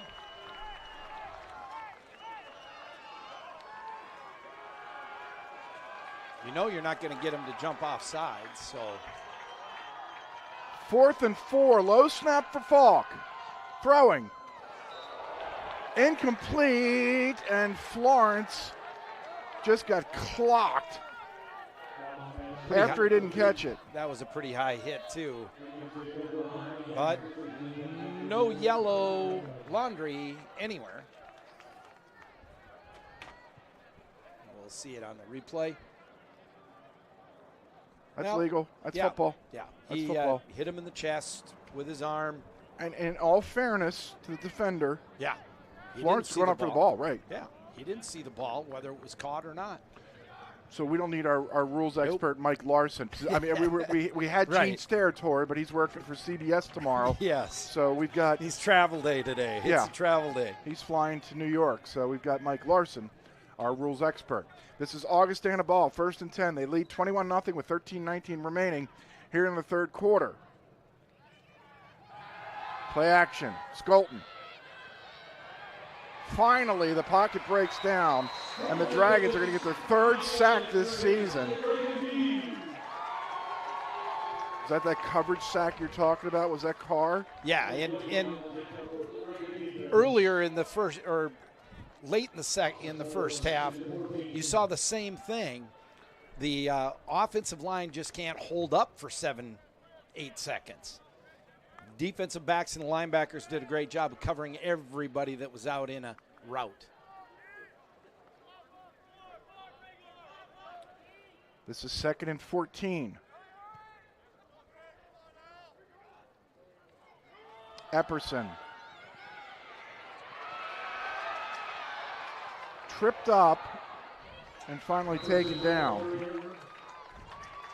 He might have gotten back to the line of scrimmage, and you know what, Don? He might not have. Clock's still running for them. You're probably going to get sick of me saying that, but that is the truth right now. Until the Dragons provide some sort of scare to the Vikings will be very content to run the ball, short passes, run the ball, keep the clock running. 3rd and 14. They're in that 3-5-3 prevent, if you will. Skolton. They throw short. Goodberry near side. He'll go down on his own at the line of scrimmage. It's 4th down. The Dragons are going to get the ball back. 4th and 11, and then we're going to see that big, tall punter come in again. Juergens. Yeah, Juergens, that 6'8", 250-pounder out of Brandon, South Dakota. He's laid up some pretty darn good punts in this game too. Unlike he is the tallest punter in the NSIC. No, in the NCAA. Oh, he is. Wow.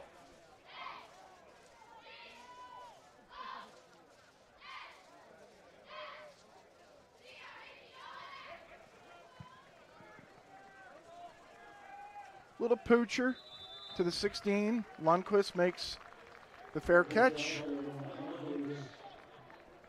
I'm sure that Augustana is in the business of horse trading possessions here. They're up 21-0. Yeah. So, yeah, they're not going to put anybody in harm's way that they have to. As a coach, Olszewski had his guys do what they needed to do in the first half, and we might see a real load of players get some playing time here in the second half. What do you think was his message to his Vikings at halftime? Stay the course. Don't do anything stupid. They were succeeding. Falk, incomplete.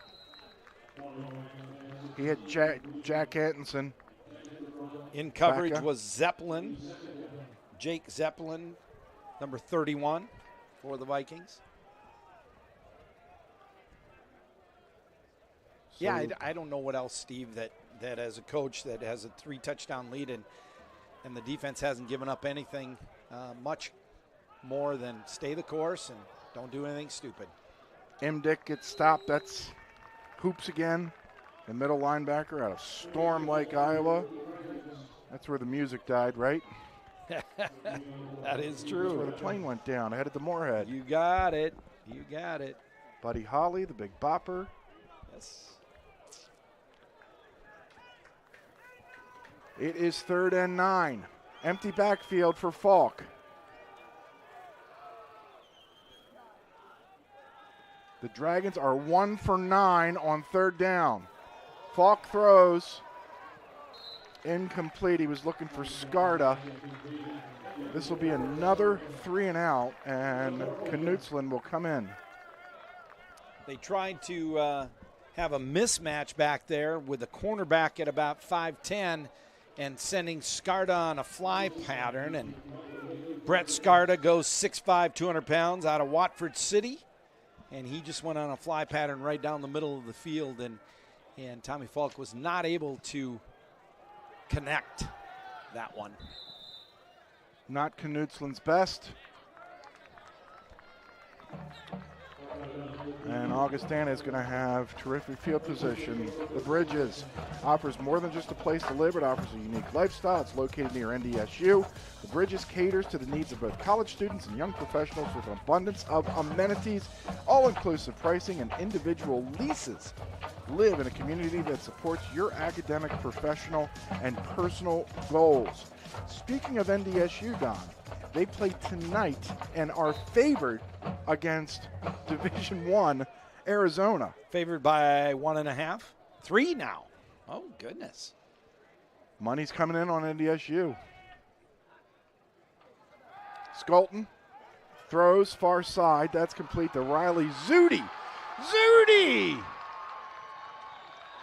Out of bounds. Yeah, I believe he stepped out of bounds, was pushed out of bounds, I should say. Well, that wasn't a run. That was safe. That was a safe swing pass, yes. One of those stop passes. I don't know what you want to go, but it's a long handoff to me. It's like in the old days we used to pitch it out to the tailback that was already in motion. Here he's just an extra 10 or 15 yards in to the boundary.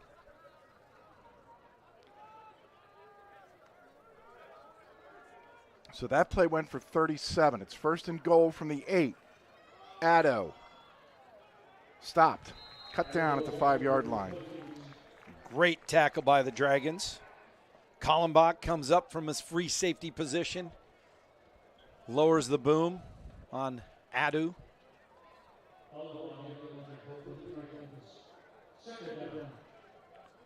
So this will be 2nd and goal with 9:01 remaining in the 3rd quarter. This game has been dominated by Augustana.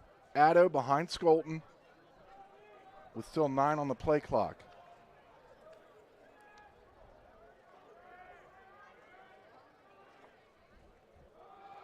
Addo, maybe a yard. So this will bring up 3rd and goal from the 4. Looked like a zone blocking scheme by the Vikings. I hadn't seen that. They were really just a style blocking man on man up front. This time they didn't look like they were doing their best.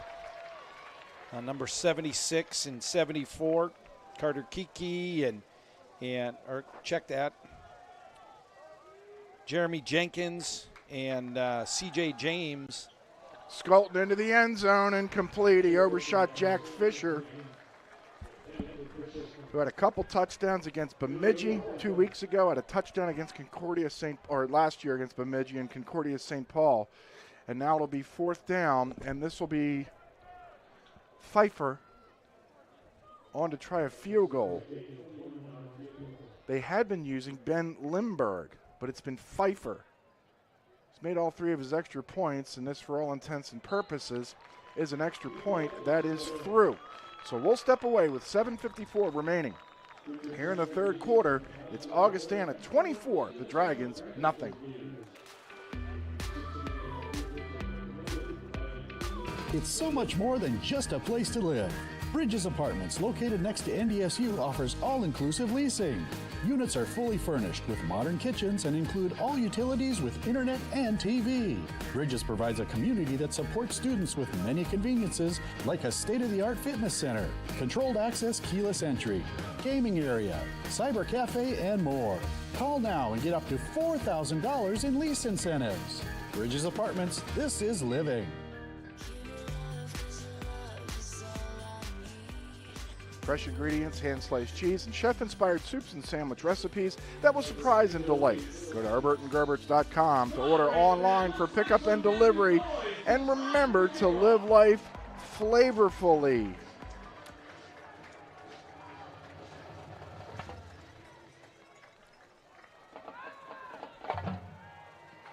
Taking at the 8. There's Hoops again, making a tackle. The 30-yard line. That guy's everywhere. Nice return. Very 20-yard, 21-yard pickup on that return.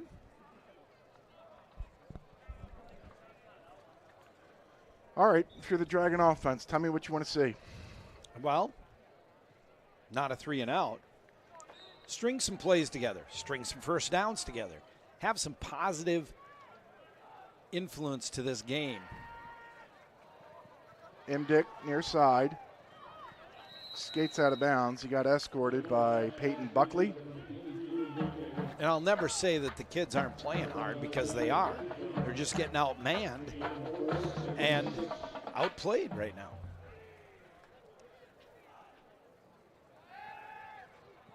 Falk throws. What a catch here on the near side. Brody Perriman, who just got his red shirt ripped off. Watch this. That's a way to make your first collegiate catch. Oh, contorted his body to get his foot down. And high pointed that ball as it was up in the air. There goes Dick, 11 yards, and that's a first down. Well, the pass helping open up some running room. Is this what you're talking about, the stringing together Gotta stuff? string some positive things together. Dick again goes off tackle, runs right into TJ Liggett. It's not the first time we've mentioned his name today. No, he and Joel DeHigh, defensive lineman, in there on the tackle. This is 2nd and 6. Falk keeps it. Going long, incomplete as Tommy Falk got flattened by Josh Budenhagen. How about 6'4", 285 pounds of Hartford, Wisconsin beef flattening you like a pancake? Yeah, on your back. Yeah, there's not a whole lot hanging over his belt on that kid either. He's built like a stallion. This is 3rd and 6. Falk, incomplete, batted out of bounds by Peyton Buckley. This will bring up 4th and 6. The Dragons are 0 for 1 on 4th downs. They are 1 for 11 now on 3rd. So now we see Augustana on defense when they're in for more than 3 plays. They're just rotating their whole defensive line. Every 2-3 plays, here comes the new defensive lineman. Fresh legs all day long. 5 wide. Augustana bringing pressure. This is incomplete. Falk again gets flattened, and the Dragons will turn the ball over on downs.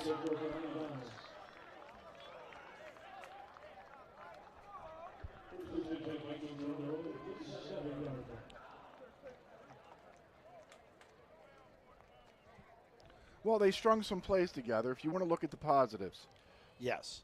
Falk got a little bit of time earlier in the drive, and that opened it up for Dick, who got the 11-yard gain. But at the end of the day, this Augustana defense is lights out. Yeah, they turn it up another notch, and they just took control.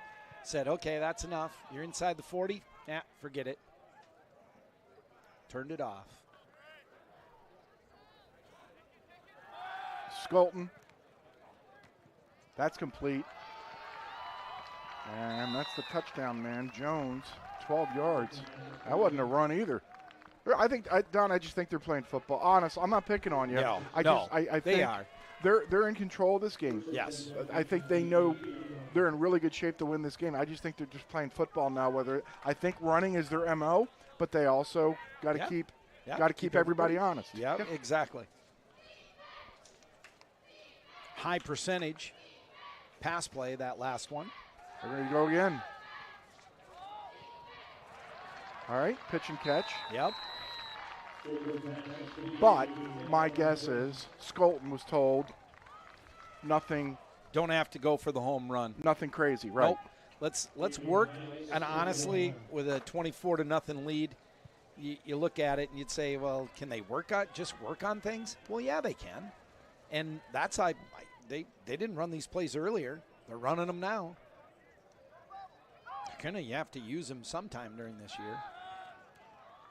Including that. That guy's got some wheels. Jones. Yep. That's Devon Jones, 5'8", 190 out of San Diego, California. So the last 4 touches, who's had them? Jones. And they've all been through the air. Yes. They used him. They picked and pop, pick and pop. And it's pitch and catch, and he's picking up yardage. In motion is Zudi. This is Isaiah Huber. Oh, great play by Gully. Snuffed that out right away. Dragons rotating, Bame in, Sorensen, exit, stage bench. Now, Augustana is chewing, Don. Oh, yeah. I don't think they're concerned about the clock, but since we mentioned it, 4:30 remaining, third quarter, 24 zip. It's the smart thing to do.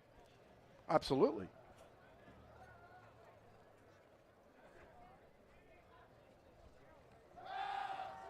To the air again. There goes Huber. Yep. Pick up a 4, almost 5. Did not snap that ball until there was about 6 seconds left. When does bee season end? Nah, not yet. You need a freeze? Need a hard freeze. Okay, I wish there was a hard freeze like right about now. Well, don't swing your arm at him. He might land on you. Just let him buzz around. You don't have anything that they want. No one does.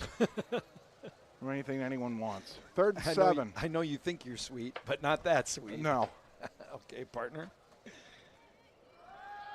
Skolton over the middle. Goodberry wide open.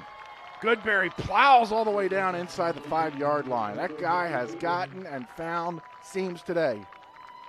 No doubt. That tight end release just to the outside. Go right down the middle of the zone. And there it is, wide open. I said it earlier. He looks a little bit like Gronk when he gets that ball. Because that was Gronk's special play right down the seam. Big target. Epperson.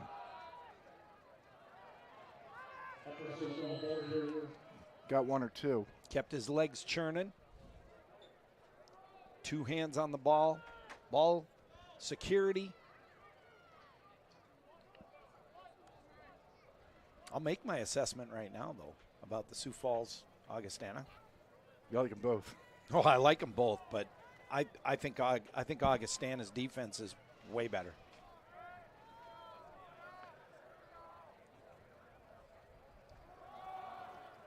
Into the end zone goes Graham. His first touchdown this season, and that was a pretty drive authored by Augustana. No doubt. Executed by Skolton. Just solid young man at quarterback, 6'3", 215-pound sophomore. And he's a local South Dakota boy, Brandon, South Dakota.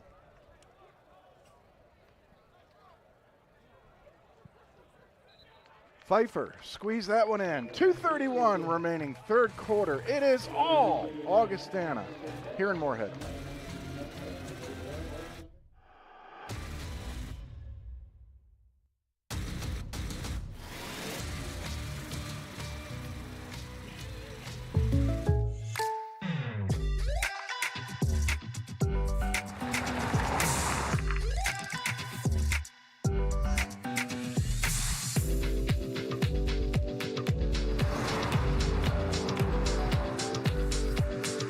or surprisingly great rates, contact your local State Farm agent today. If you want the real deal, call State Farm agent David Eggers in Moorhead today. Like a good neighbor, State Farm is there. Your Affinity Plus scoring drive, 8 plays, 62 yards, 3 minutes and 58 seconds off the clock. And Augustana, just in a business-like fashion, the number 10 team in the nation, taking it to the Dragons today, 31-0. Pfeiffer. Saucery kick goes towards the corner. Lundquist dragged down. Is that hoops again? Yeah. No, it's not. Wasn't it? Yeah, it's hoops again. Yeah. 46. Yeah. Hoops can play. I'll tell you what. Yeah, he does. He gets it done, that's for sure. And it was a really nice return. About a 20-yard return on that kickoff. So Falk remains in the game. He's 19 of 35 for 113 yards. He's been sacked twice. The Dragons have gained 34 yards on the ground, and that's been about it.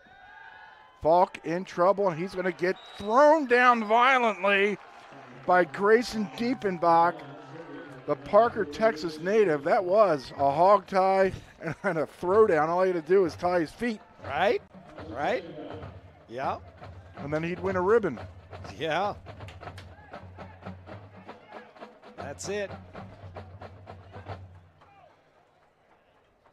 Good feet, good hands, good defensive player. 2-point takedown. Right on. 6-yard loss. This is 2nd and 16. Empty backfield. Augustana rushes 4. Falk fires. Complete. Good Florence. Yep. Florence got about 10 of them back. Or 9. This will be 3rd and 5. Gage Florence out of Sawyer, North Dakota, played for Velva. He's a good one. Redshirt freshman. He is a good one. Great hands by this young Dragon. Here he is. He's got a lot of running room. Turn on the Jets, young man. Pushed out of bounds. There was a lot of rug in front of him. I want you to tell everybody how he got so wide open. Well, it was a clear out route, so he was by himself on the under route, and the cornerback couldn't get over there. And then the safeties have to try to chase him down, and they did a good job of doing that. But, yeah, Florence, he's a good one. I was just saying, he runs great routes, makes himself available, and doesn't drop many balls. You know who just dropped the ball that he should have had was Hayden Wallace. 51. Yeah. That was an interception. Yeah, he stepped in front of that one, didn't he? He blowed that one up. He's like, oh, come on. Yeah, he's a linebacker. They don't always have good sticky fingers. We are under a minute here in the third quarter. 31-0 Augustana. Falk throwing. That's Florence again. Isn't that pretty to watch? When he goes up, it's not, I don't know if it's athleticism, it's just grace. Watch him go up. Yeah. His timing is impeccable. Just pretty. Yep. He sees it, he believes it, and he knows he's going to go up and high point it. Dick thrown down. Jack Wilson out of Washington High School in Sioux Falls, 6'3", 305. Woo. Don't butt in front of him at the buffet line. Falk, Dick, far side. Luke, smashed. Brock Fox out of Trainer, Iowa. So you are hearing different names. Except for on that tackle was Hayden Wallace again. He helped out on that. Oh, and this one's going to come back. That's the new one, Perriman. That came with 15 seconds left as the sun is out. The sky is getting bluer. We did have a shower right before game time. It just tampered the dust. Dust clearer. Yeah, just held it down a little. Not that there's any dust over here, folks. 2nd and 20, and that's incomplete. Perriman, who was just guilty of the hold, was the intended target. And the Dragons will run one more play here. It'll be 3rd and long. 3rd and 21. With 1 second left in the 3rd quarter.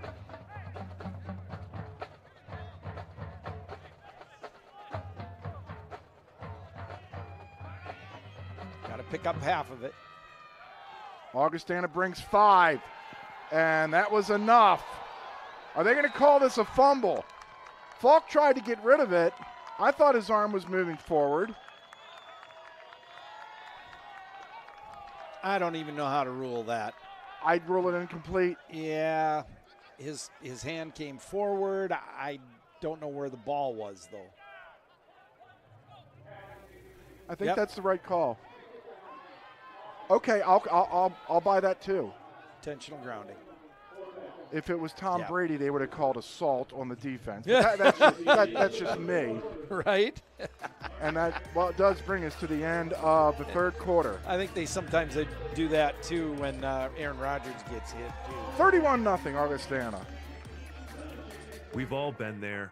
People are counting on you and something goes wrong. Whether you're in a meeting, celebrating, or any group setting, food should be the least of your worries. At MSUM Catering Services by Sodexo, we start fresh with the best ingredients, and our culinary artists work together to create your favorite dishes. You can rest easy when we deliver the best experience right when you need it.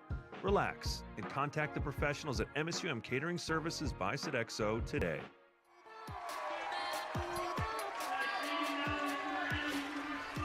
Folks right there behind the window, and it's tough to see him. There he is right behind to the left of the name tag is Tom Berg.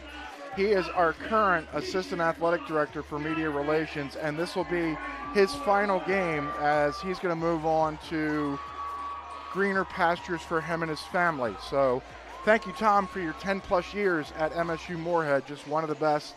They used to call them sports information directors. Right. Yep. And a really media. A really good guy. So Tom's a great guy. Thank you for your service and good luck in your endeavors. And a tremendous stats guy. So here we go. Knutsland. Looking for some backspin. End over ender. That goes into the end zone, and Augustana will get it.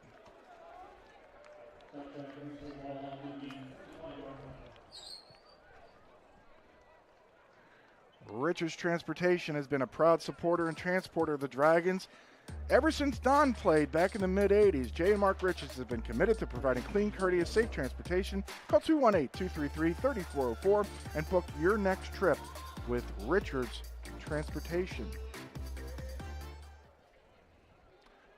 They're good guys. They're good guys too. Jay and Mark. Excellent. Yeah, they started carting the Dragons around in 1986.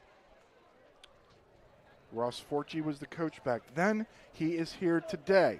Yes, had a great conversation with him earlier. That's Addo. I'll never forget the look. The Richards brothers were grilling up steaks after a KC Club golf tournament where I happened to get a double eagle. I hold out from 172. There you go. After my partner Kent Benson blasted one about 340, and they cook all their steaks with pink in it, and I don't eat pink. Yeah. I like hockey pucks, and I said, man. "Can you throw this back on?" And they gave me the look like, "Where are you from? Where are you from, young man?" Skolton nearly picked off. Hestalin was dreaming. Remember Fowler got one earlier against Sioux Falls? Excellent.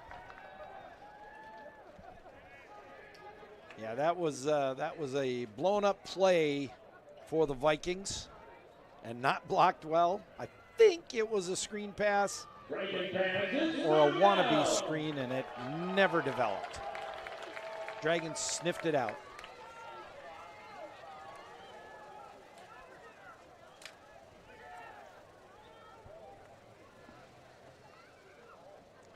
This is 3rd and 6.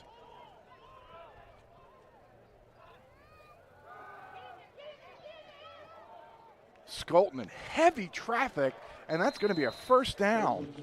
Wow.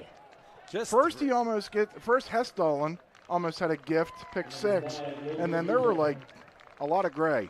Logan, you check on the reception. Yeah, a lot of gray. 4 gray shirts and 1 white shirt. But he threaded the needle and put it right on the numbers. He was bold between the breads. There you go. Addo in the backfield. Addo gets the call, and Addo will go down. We are also going to see a quarterback change the next time the Dragons have the ball. That was Mitchell Jezerski, who made the tackle, 6'1", 216 freshman, an exercise science major. So Jacqueline and Michael have the pleasure of their favorite Dragon getting their name called. Right on. Jack Strand was over with Steve Lockway, and he's going to come in. Steve Lockway told me before the season, don't be surprised if you see Strand in the game. Why not when it's 31-0? Skolton rolling, incomplete. Devon Jones dropped it right in front of his bench. This will be 3rd down. 12:57 remaining here in the ball game. It's 31-0. That ball might have been a little too far downfield for Jones. He likes them, 3, 4, or 5 yards, and then, he'll pick up the other 7, 8 on the end of that. That one he was downfield about 10, 12 yards. On the out pattern. Good pass. Just didn't have sticky enough fingers.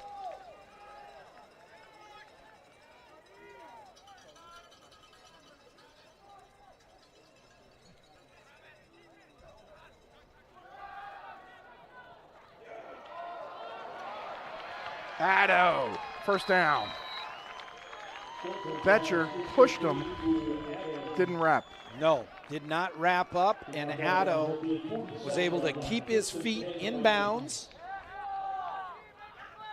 and keep his balance right after this hit.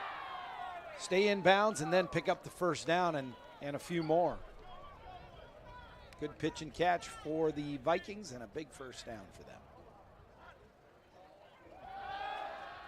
Skolton throws short. That's complete. That's Matt Francis. That's that tight end that was only lined up 2 or 3 times at tight end. 5-yard pickup.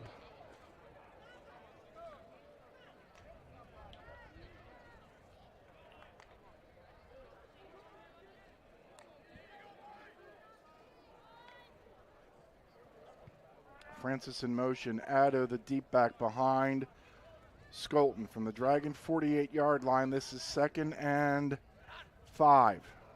Addo. He's not afraid of contact, is he? He just looked at Marcus Gully and said, let's go, big guy. What do you got? Mano a mano, and Gully got the best of him on that. Yeah, he did. Made the stop, actually stopped him for no gain at all. I'm just going to pretend for a moment like I know something about football. Gully got lower. Yeah, he did. Yes, he did. And drove those legs through the tackle. This is 3rd and 2. In motion towards us is Fisher.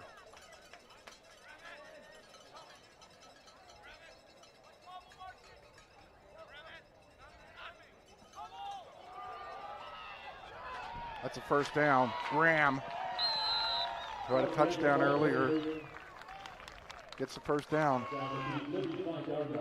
Good hard runner. Stays low to the ground. He's not that big. Kyle Graham, 5'10", 199 pounds, stays nice and low. He's able to churn it out for a big first down. He has the most recent score for Augustana. In motion, far side, UTEC. This is 1st and 10 for the Vikings. Skolton fires. Complete. Huber.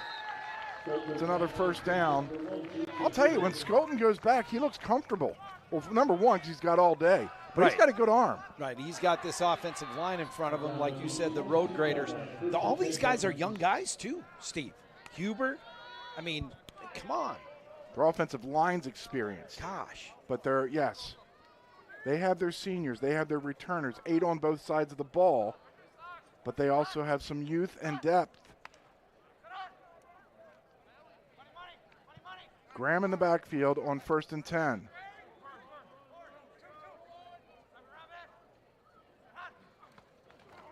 Graham gets grabbed by Hayden Carr and wrestled to the ground. A 2-yard pickup. 422 yards, or 420 yards for Augustana at the beginning of this quarter, and then they've matriculated down the field as they're going to close in here at some point, probably on their next drive, 500 yards. Yeah, and they're really knocking on the door of their average 204 or 209 yards rushing a game. Skolton, complete. Into Huber. That's Huber. Yeah. That's another first down. And that puts Augustana in the Richards red zone with a 1st and goal at the 9-yard line.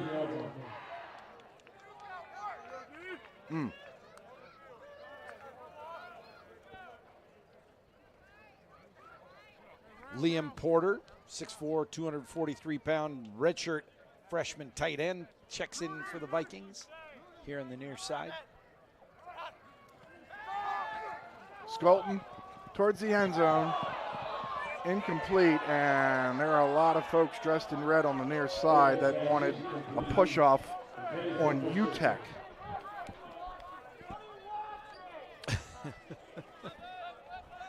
Well, a little bit of hand fighting, but not a whole lot. Well, you see the extension. Yeah, that's true. It's too bad Mike's not here. We'd go the small of his back too. So Mike's not here. Gene Sterator's not here. Where's a rules official when you need one? Well, they didn't call it. We don't need a rules official then. We don't need This one. is 2nd and goal from the 8.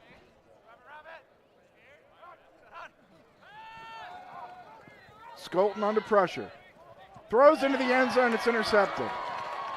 And I think he stayed in the end zone. Yeah, he did. He was thinking about running, but it'll be a touchback. Is that Betcher? I believe it's Betcher. Yeah. It sure is. Jake Betcher out of Detroit Lakes, 6'2", 205-pound junior. He's an engineering major. Mom and Dad, Tim and Josh. Coming into this year, he had 44 tackles, 1 interception, and 1 fumble recovery in his career.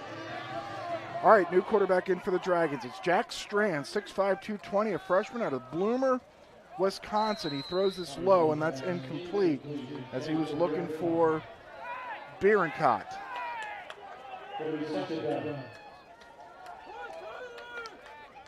I'm asked by our producer and director, Alex Nelson, to come up with some key ingredients to a Dragons victory. Well, winning the turnover battle, that can... Well, whoever came up with that's gotta go. Sorry. You need to be on the plus side to have a chance to win. Well, they're on the plus side today, and they have no chance of winning. This is 3rd and 4, or a very limited chance. Yeah, there is 8 minutes left. Strand, incomplete.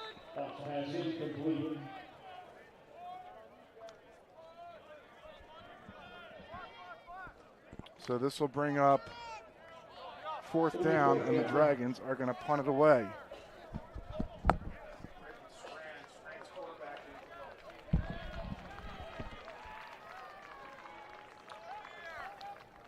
So this will be Knutzlin. He's had a lot of work today. I will get to that in a moment. This is a beauty. That ball takes a left-hand turn and will go down at the 18-yard line. That's 56 yards. That was Knutzlin's 10th punt. The Dragon record for punts in a game is 11, set by Steve Sandberg on 2 occasions in 1974 and Blake Oxendorf 2 years ago. Look, if you're looking for the right fit or college, maybe looking to come back to your alma mater, schedule an in-person tour, transfer visit, group tour, or sign up for an event at mnvisits.edu/visit. Got all that in. You know what? This is a great campus. Okay. It is. Great school, too. Please explain. I'm just saying. All right. I love this school. I think we have a new quarterback in for Augustana. We do. It's Connor Neal. He played a down in the first half after the helmet of Thomas Skolton fell off, and he lost 3 yards. Right. He's out of Mesquite, Texas. West Mesquite. I suppose that's the high school, excuse me, in Rockwell, Texas.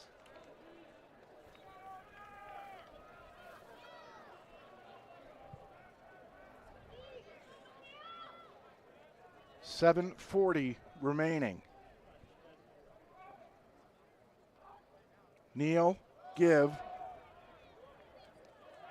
and still on his feet and running down the far sideline is Tate Johnson, getting his first runs of the year. He had a catch in the first half. Another young man out of Brandon, South Dakota. There's quite a few of them that are on this roster. That's the 605. There you go. Oh, this ball's coming back. I didn't even see it. Or they're going to say he stepped out of bounds at the 35-yard line. Oh, okay. There you go. Either way, this is a first down. 3 wide on the near side for Neal.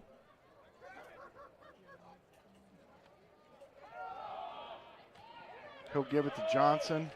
And James Eggert is going to wrestle him down. Tackle for loss. Eggert now has 2.5 this season. Little delay on that handoff, trying to set it up on the draw. They were hoping that the Dragons were going to come full force on the attack, rushing the passer, but Eggert decided not to. Again, Augustana draining the clock down to, or the play clock down to 7. Neal flushed out of the pocket. Running towards the near sideline, pushed out of bounds by Denver Sheets. He picks up a couple, or maybe one, then he went out of bounds. This will be a 3rd and long for Augustana. His reads are just not as sharp It's 3rd down. as Skolton. There he missed, I think, 2 guys that were open for a split second on that pass and then got chased out of there.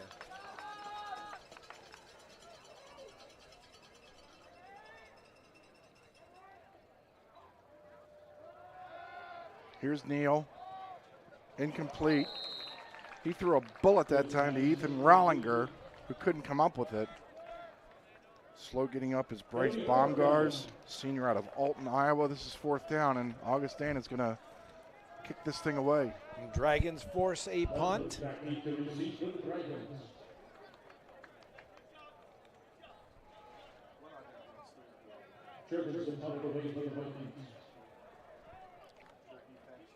Dragons look like they're going to try to bring some heat. Juergens got out of the way. It's a high spiraler. It goes out of bounds, and now Jack Strand and the Dragon offense will come back out. 5:41 left.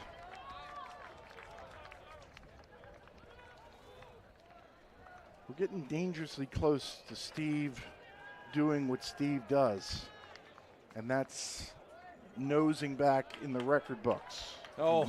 I already gave you the Yeah, punting. you did. I already gave you the punting. Yes, you did. Right, the NSIC record's 12. Right. There's Strand to give. And the Dragon record is 11, and right now, Knutselin sits at I'm going deeper 10. than that, Don. Oh, okay. Just, I'm teasing. I'm waiting. Well, I'm not delivering yet. There's a run. That's Tyson Powell. He'll get a couple.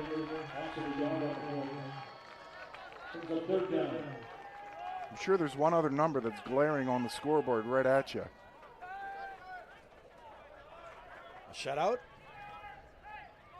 Yep. I didn't want to say it, but now I did with 4 minutes, almost 5 minutes left. This is 3rd and 7. Been a while.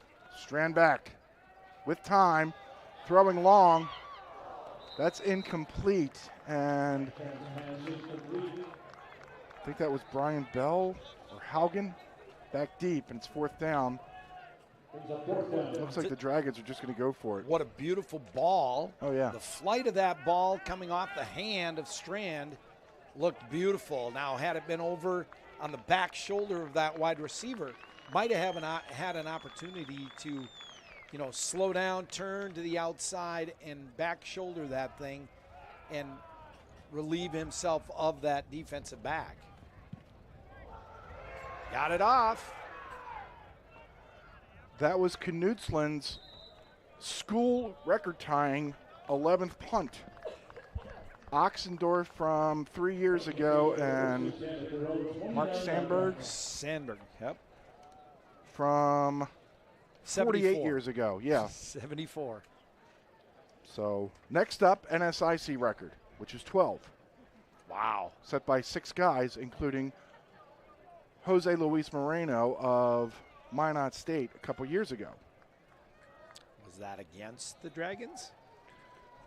No. Nope, it was against Augustana. Oh, wow. All right, kneel in. 4:32 left to go, 31-0 Augustana with the lead.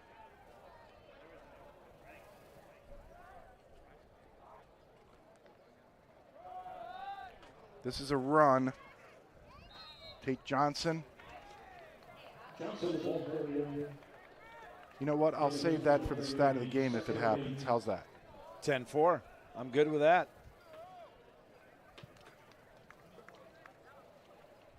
So this will be 2nd and 8, and Augustana is in no hurry. No, they probably will not snap that ball until there's, 5-6 seconds left. Give themselves some opportunity to change a play if they have to, but.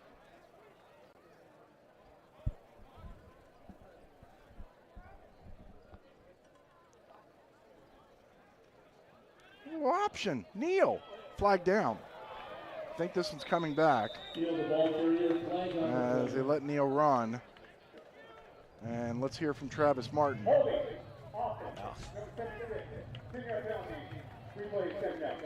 That's how he made the corner.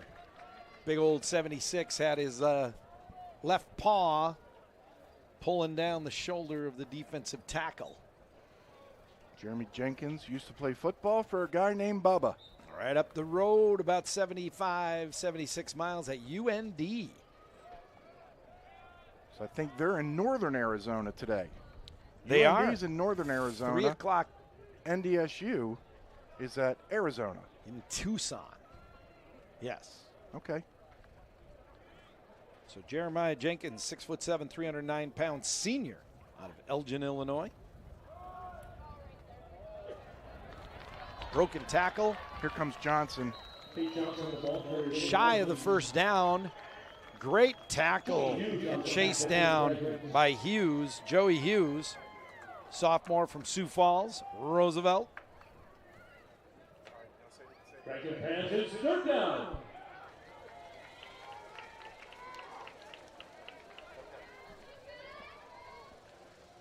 So this is 3rd and 2 with 2:51.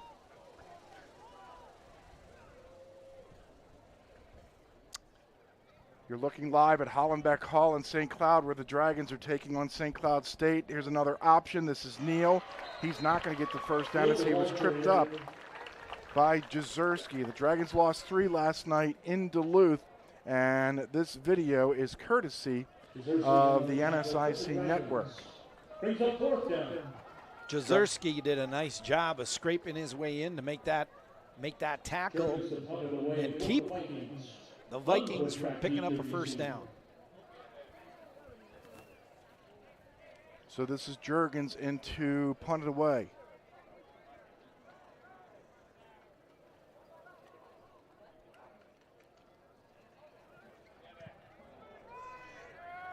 Little shank off the right. That's not the first time he shanked it today. Right. As he was feeling the pressure by Adam Kallenbach. So the Dragons, in all probability, this will be their last possession.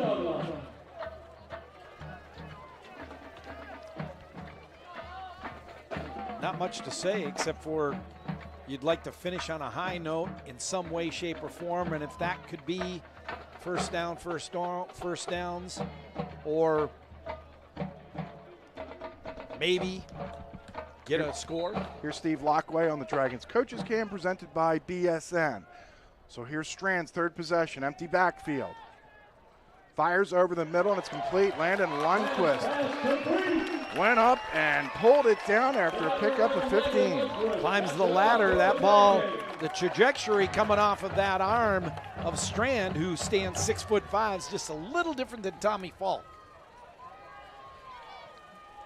Strand fires far side.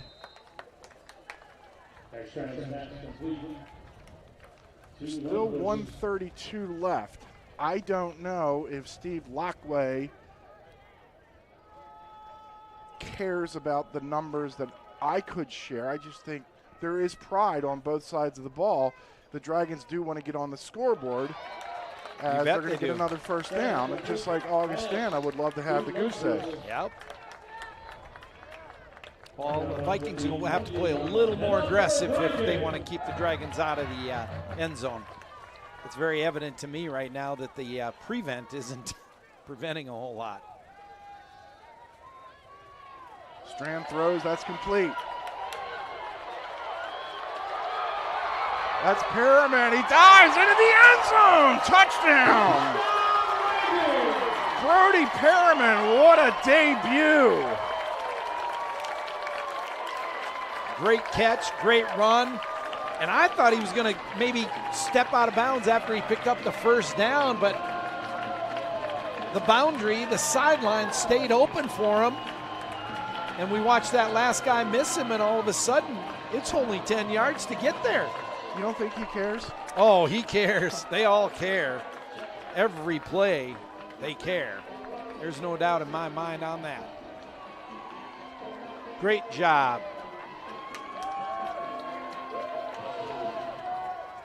Rydell for the extra point. And the Dragons avoid getting shut out here for the first time since October 31st, 2009. Dragons on the board, still trail 31-7.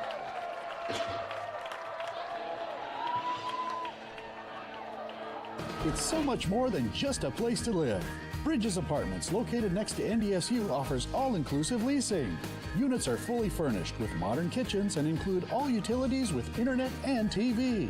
Bridges provides a community that supports students with many conveniences like a state-of-the-art fitness center, controlled access keyless entry, gaming area, cyber cafe, and more. Call now and get up to $4,000 in lease incentives. Bridges Apartments, this is living. Joel Beard. Kidding me?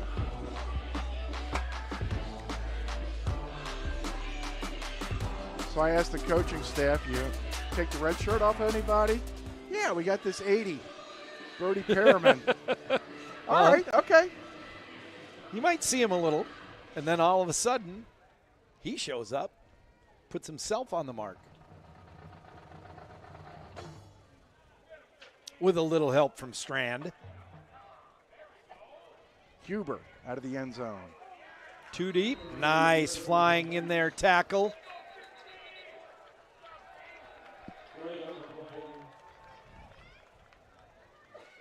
I still can't see the number he's walking off here. 30. Jack Bungarden. Bungarden. 6'1", 210 outside linebacker out of Woodbury. Now, we said his name a couple other times. He played for a former Dragon.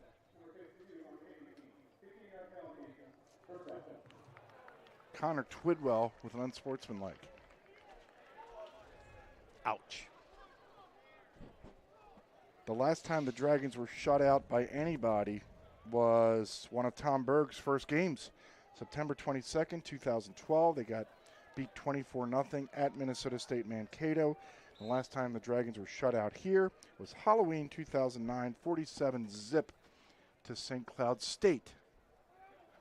So we get that housework out of the way. This is Tate Johnson. He'll put two hands around the ball. They'll have to snap the ball one more time, and we can put that away. Dragons and Jack Strand, 4 plays, 60 yards, and it only took 36 seconds. That's a Dragon scoring drive. Right, perfect. Well, when you only have a couple minutes, you got to do it efficiently. Now Augustana will go into victory formation. Kneel, noun, and adjective. That will do it.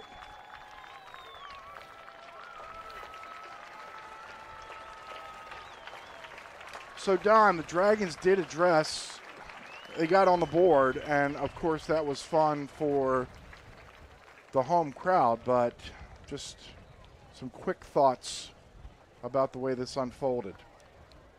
Well, you always want to step out and compete, and you want to beat the best, and the number 10 ranked Augustana Vikings are who the voters say they are, and that's a top 10 team. This team put on a show on how you play offense, defense, and even the special teams game.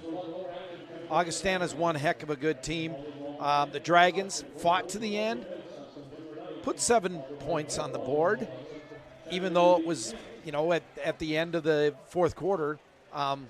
Augustana is who they say they are and who the voters say they are.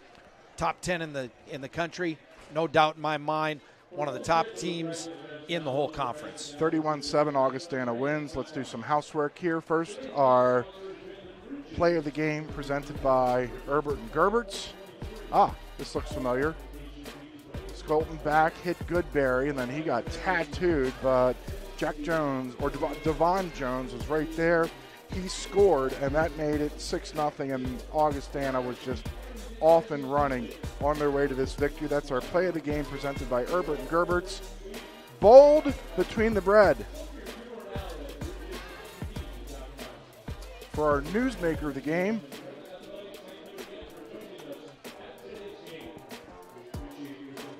this is Jared Epperson.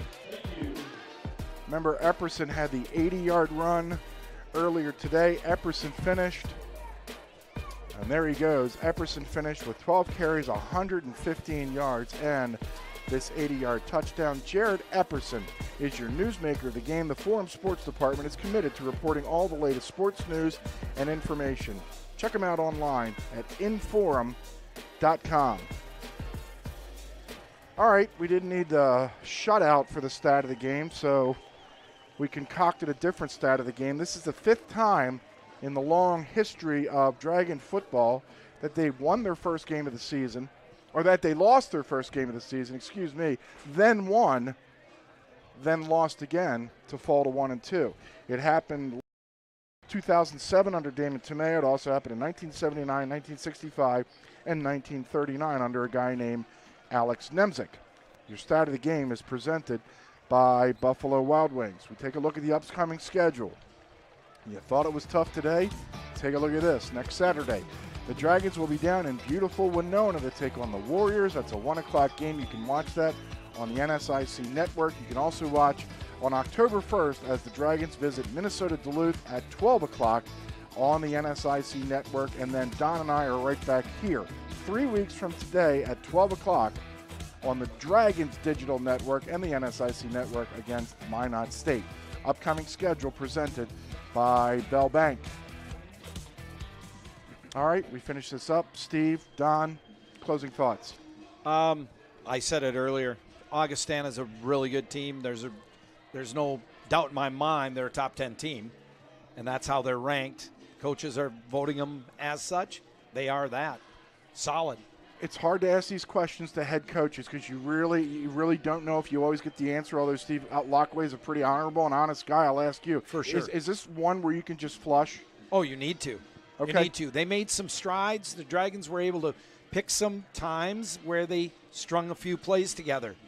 But they had no business in this game. They were not going to win this game after the first half. There wasn't even a thought in my mind that they could. All right, 31-7 your final score. That's going to do it here from beautiful Shields Field at Alex Nemzik Stadium. Once again, your final score, Augustana 31 and the Dragons 7. Good day to you.